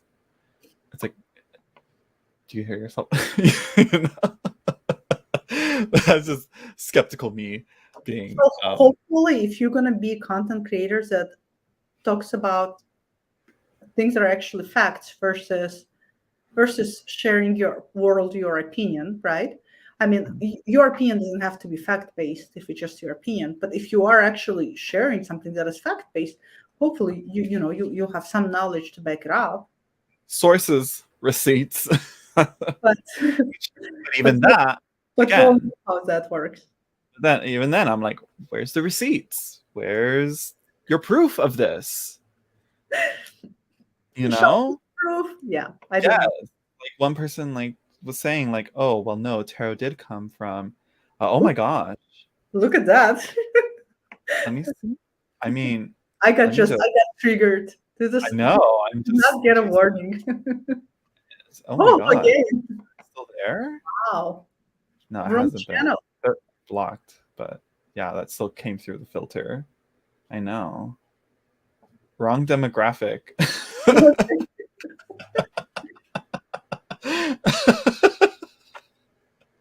Maybe not.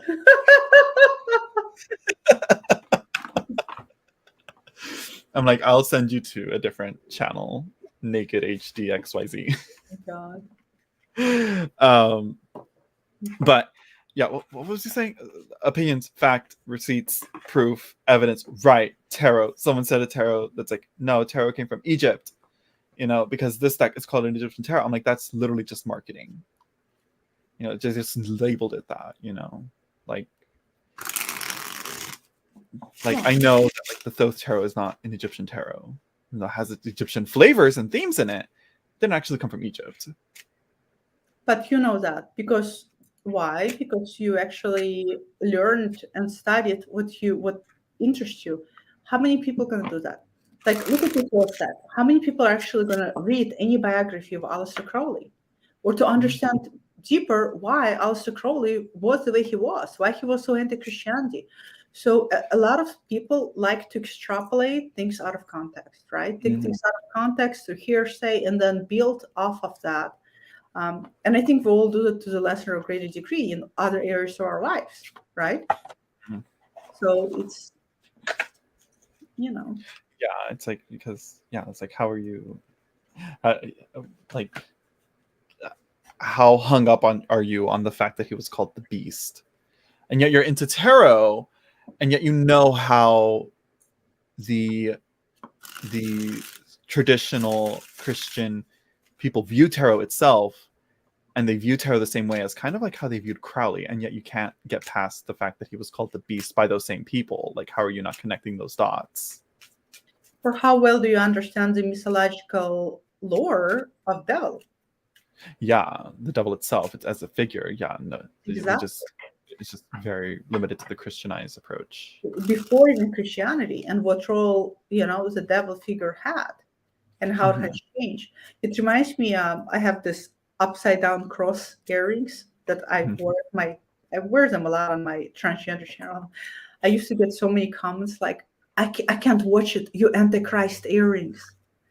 It's so so many people were like, but If this shows you gave, it's not, it's upside cross. It stands for, what is it, Peter who yeah, they don't want to be crucified upright like Jesus, because he thought it was. He said, I'm not worthy to be crucified like Jesus. I want to be crucified on upside down. So it's actually a sign of humility and, humbleness, and, that you're like not great or whatever, not Jesus-like. Yeah. So which is kind of funny, because isn't the goal to be as Christ-like as possible, to be Christian? But either way, point is, and here you're wearing upside crosses. But what I'm saying is that, like, people will seldom actually look and understand. And how easy to Google meaning of upside cross? How hard is it to Google like more even about Aleister Crowley without reading a book of biography? So let's actually Google it. Upside down cross.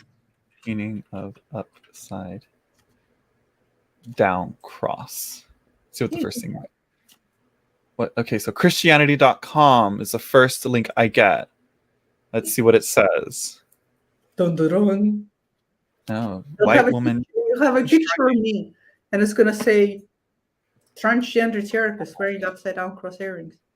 Ugh, Christianity.com is saying, we understand you're not here for the ads. Well, I don't want ads. I have an ad blocker for that. Let me just say what it says. An upside down cross, also known as an inverted cross, can symbolize two very different things depending on who you ask. The upside down cross serves. No, I thought it would. Let me try and get as low as it can. According to tradition and extra biblical sources, the Apostle Peter was crucified during Nero's reign. So it talks about that. And the occult, here it is. An inverted pentagram is more of the common symbol attached to the Church of Satan and Satanism, but an inverted. But again, there's the Church of Satan, and then there's the Temple of Satan, I think, and those are two very different things. And it's like, which one are they talking about? But an inverted cross is also used, such as the Satanic Temple. You see, now they're conflating the two. They have the Church of Satan, and then they have the Satanic Temple, and those are two very different things. But anyways, and then to talk about, Rosemary's Baby, The Conjuring, horror movies. So at least here they show that they mention the Peter thing, the Apostle Peter, which is a plus, but I think horror films kind of take control. Film and TV shows really do still influence media, and which kind of goes to show how representation matters in that case. So yeah. Today you can Google pretty much anything. Pepper Jackie, it's a Scorpio, and then it's a Medusa snakes. I love snakes, but this is by Blood Milk. Blood Milk makes this beautiful silver jewelry, and I have never worn silver before until I came across Blood Milk. I'm a gold. I like gold on my skin. Well, again, people will the fashion police will get you for the gold necklace and the silver rings. Apparently you keep it all the same. Silver, all silver, or gold, all gold. But apparently I have my own vibe and style going on, and I have my own fashion police, and that's me. So it's not your stuff. Whatever your rules are, they're not mine. That's on you. That's your stuff. I was looking at I never wore. I was like gold for a long time, and then this Blood Milk. I was like, their jewelry is so witchy and so like this part of me is that is dark and Scorpio. I was like, yes. I always was more attracted towards silver than gold. You know, I always say that it just seems more appealing. It's just I don't know why. I think gold is just overrated. I think diamonds are overrated. I don't like Diamonds. I don't like diamonds. I don't, you know, I'm like, just like, I you can't show me afford diamonds. Even if I could, I'm like, why not just get cubic zirconia? Nobody can tell the difference. glass, as long as it's sparkly and white and cut. Yeah.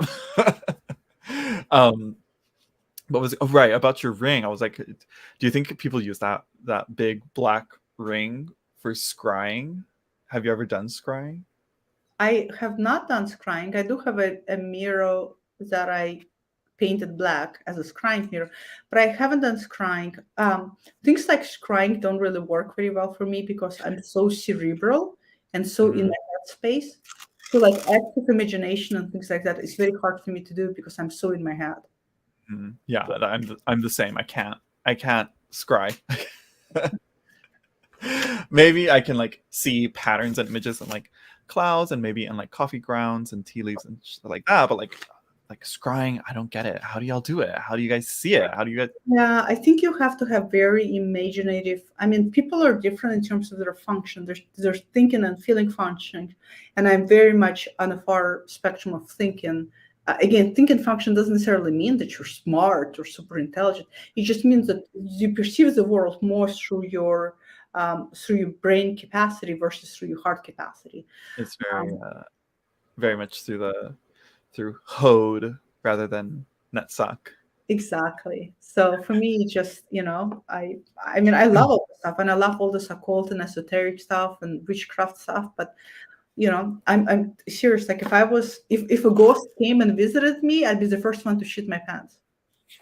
I kid you not. I'll be the first one to shit my pants so bad that they'll be like, all of a sudden I'm gotta go. find me a bathroom, then find me a church. I love all this stuff and it fascinates me, but I'll be the first to admit that I'm such a. I mean, I get scared to be in a house alone when my husband travels at night. I'm like, what is that noise? Who's there? Oh, we're superstitious and paranoid, yet but we enjoy it. Like I love horror films. Even as a kid, I always wanted to watch a horror film, you know. But yet, like, but if it were to happen in real life, I'd be like, no, you know. exactly. Which is why I kind of like those movies, like The Conjuring and The Exorcist and all that.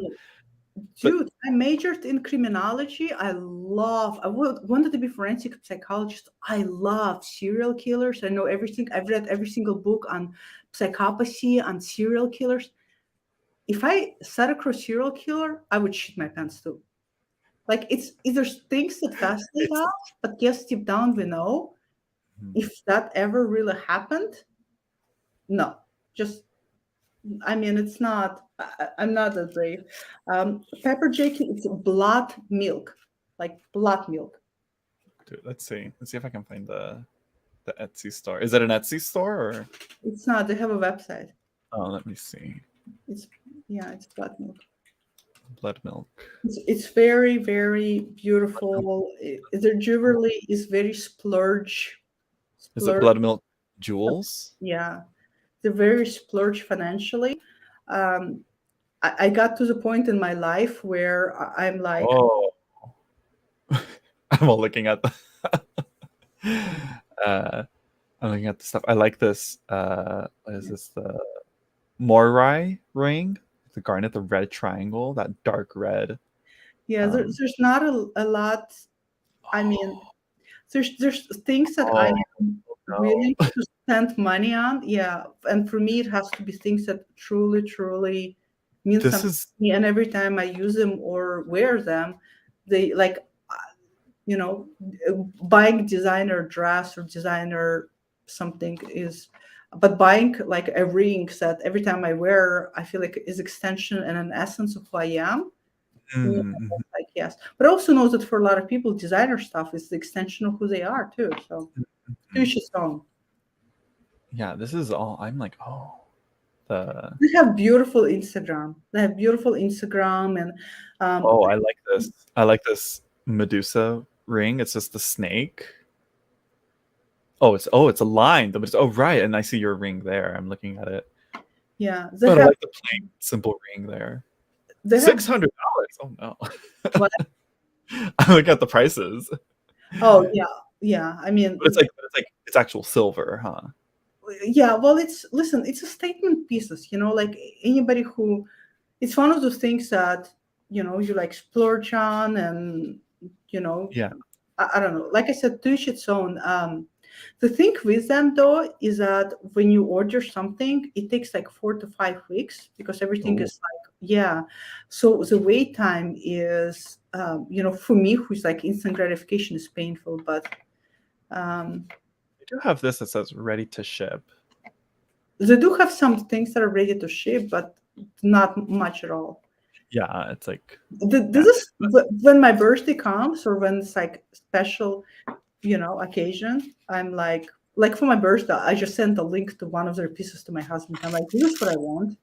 it's sort of like I'm kind of getting into that with again like the Baba Studio bags, like very very few. I'm not going to get all the bags for, I'm not going to get it for like and put this in it, See, for I don't one. get that. Like, I will not spend money on expensive tarot bag, but Yeah, again, I will buy first edition of those because yeah, smaller, I used to be like that. It's like, why buy just the bag when I can get another deck for the same amount, if not less, and more decks. Everything's different. Everybody has whatever rocks your boat is going to be so different than what rocks my boat. Like for me, it's like, I thought of it. My perspective changed on it when I kind of thought of in Japan they have like those little, they're supposed to be like portable shrines in a ooh, way. It's like a little portable sacred space. Those little, they're like talismans, I think, or what I can't remember what they have a proper name, I'm sure, in Japanese. But you get them at Shinto temples and all that. And who was it? Sacred Space Japan has a video on it talking about it, showing all the ones that she has. And I was like, that makes like a lot of sense. And also in this deck, in this one, I have the book here. This Tarot Yohali Hekatel. geez, you have some interesting things there. Just the this deck here. Oh my God. They talk about these very similar, these like things that are wrapped up in, covered in like this like sacred wrappings, and like, man, I can't remember. I have to find it. Let me see if I can read it up on it. But the point is like the same idea kind of should apply to housing your decks if you think of them as special tools. I love that. And it's like, because it's like, and only certain decks get these decks, like Marielle, my Davis of Creation. Oh no, she cut out again. I think it's I think she's lost battery now. Let's see, are you there? Yeah, I'm here. Okay. I was like, we should cut this short, but I'm trying to find this thing here. But yeah, here we go. Yeah, here we go. They call it here in the Mexica tradition. Here it's called a Deishi. No, girl. It's the number of consonants they put within the Nahuatl language. It's way too much. But point is a sacred object which can be made of any material such as gold, wood, stone, or dough, or it can take the form of a living human being who wears the regalia and becomes the container, the receptacle of a divine being, and in the end becomes identical with the divinity whose form they have. And it's like, and there's another, they go more in depth with it. Let's see. Yeah,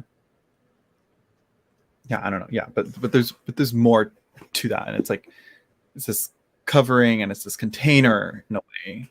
Well, it's a ritualistic behavior, right? It's also your way of showing dedication and love and appreciation. And I mean, I have that for like this deck, the way I house it and the way I, and I mean, my God, like people got horrified when I chopped it, but this is actually a showcase of devotion and love because I love it and I use it. And to be able to trim this edition of deck, I think that's you have to really love it in order to do it.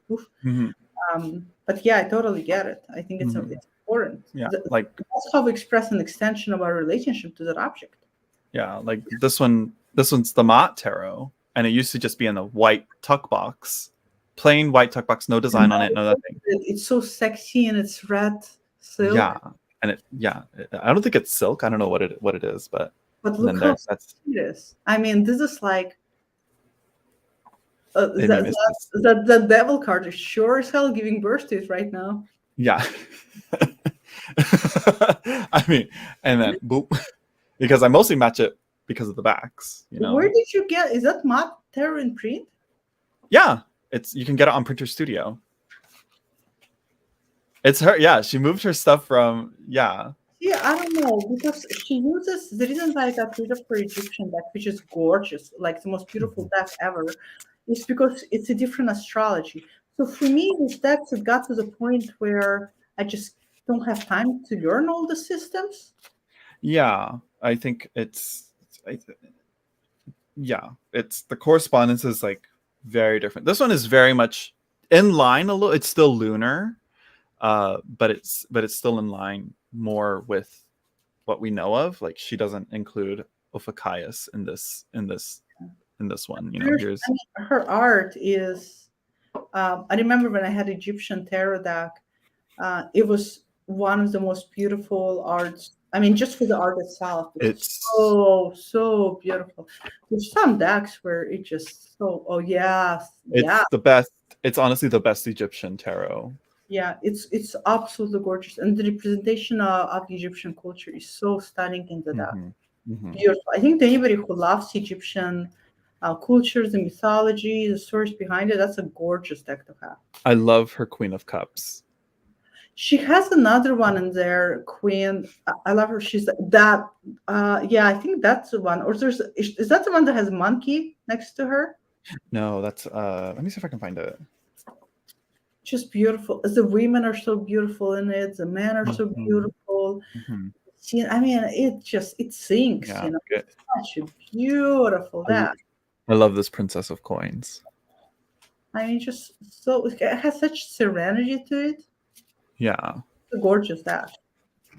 I'm trying to find it. Here's the Queen of Swords. It's so like I love that the core cards they're doing stuff. They Oh yeah, interesting Queen of Swords. She's crying. She's crying. Yeah. If my camera will focus. Oh, because she sliced the head off. Because she sliced the head off, and now she's like, oh shit! It turns out this was my lover, and there's it's supposed to be. See, here we go with the imagery. It's Cleopatra, and she just lost Antony. Oh my goodness! And probably at her own hand. Right? Did you? No. Wait, no.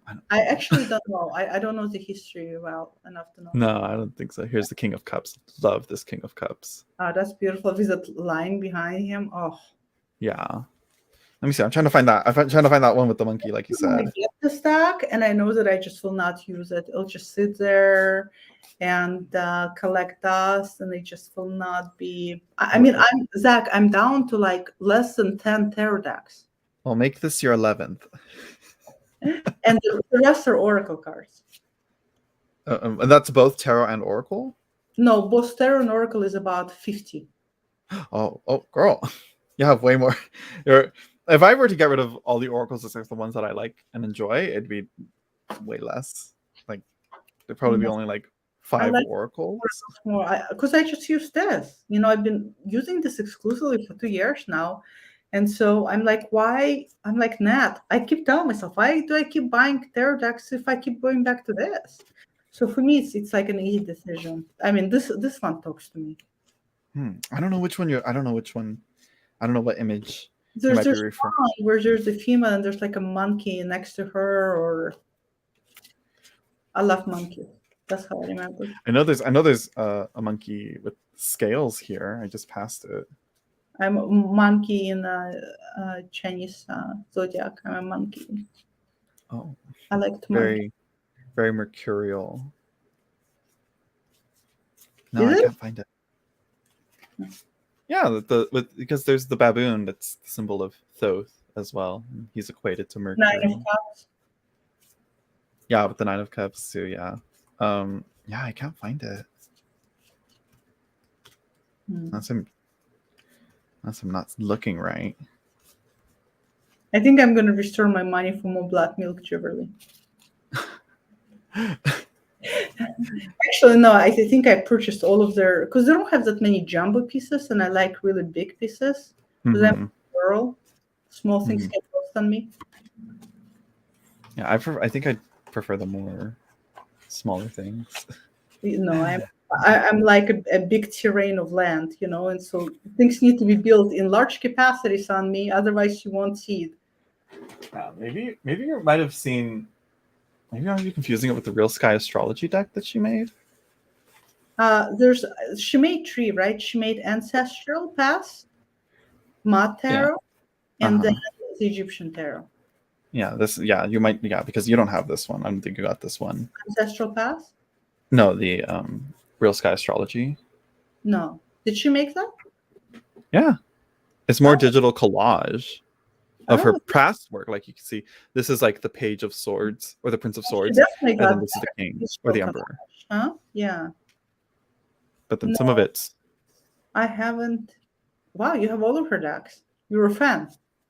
I stan. I'm just kidding.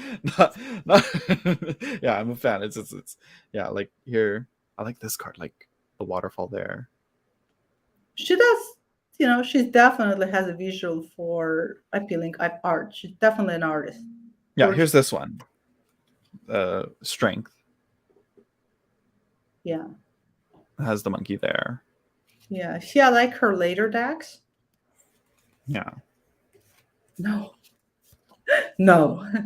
I may get Mat Tarot. I've been wanting Mat Tarot for a long time. Kasia had the original one, and I remember it was so hard to find. And then the ones you find, I know, I love monkeys. I have such a weakness for monkeys. I feel like they're poorly represented in tarot sometimes. Monkeys. I think monkeys sometimes poorly illustrated in life, period. Oh, here's this one. This one's the most monkified deck compared to her other one. I always thought that if I wanted to have a pet, I would have a monkey. And then absolutely not. Then I read how having a monkey as a pet is like having a toddler in diapers all the time that never grows up. And then I thought, yeah, I don't. Not only that, but they can, they can close their face off. Yeah, the aggression as well, and strength that they have. Oh gosh, you're cutting out. We should be cutting this. We should close this off. Yeah, this is probably. Oh yeah, this is probably because I'm using my phone to connect. Like, I tell from Spectrum that there's going to be an outage. Will be restored by 9 p.m. Oh, it's probably going to be. I hope to get restored because I got to work tomorrow and I have clients, online clients. I hope. Yeah. But anyhow, this was fun. Yes, it was. This is the longest live chat I have ever done. Yeah. Awesome. I love it. I really enjoyed it. I think it's a great topic. Yes. Hopefully we can do it again. And we'll have another like juicy topics. But I like it because I love going deeper in topics, and I think images and tarot is such a fascinating because you can talk so many different ways about it. If you just discuss the images itself, that's tarot work itself. Discussing the images. Yeah. Really. So yeah. Okay, we're gonna sign off now. Thank you everyone for sticking around. Cheers. Yes. Go subscribe to Natalia, even though it's like, oh, your channel's kind of like it's there. It's not really. It's not. Oh no, we're lacking it too much. There you go. Okay. Did you lose me? I hear you. There you go. There we go. Yeah, I was saying it's better to connect with me on Instagram, and then subscribe to my video letter, which is free. And that's how you get unlisted private videos from me. So that's a better way to interact with me. But yeah. Yeah, that's and take her courses. They're really good. I finally get shadow work. I get it now. Am I gonna do it? I should. No. Is anybody gonna do shadow work? It's a lot of work. It's a lot of work. I'm like, oh, yeah. You're like, oh shit, fuck this. Like again, Yeah. like this is a good deck, I feel, for shadow work. But anyways, I'm getting off track. again. It is a lot of work, but this was so much fun. Thank you, everybody who participated. We'll have to come up with.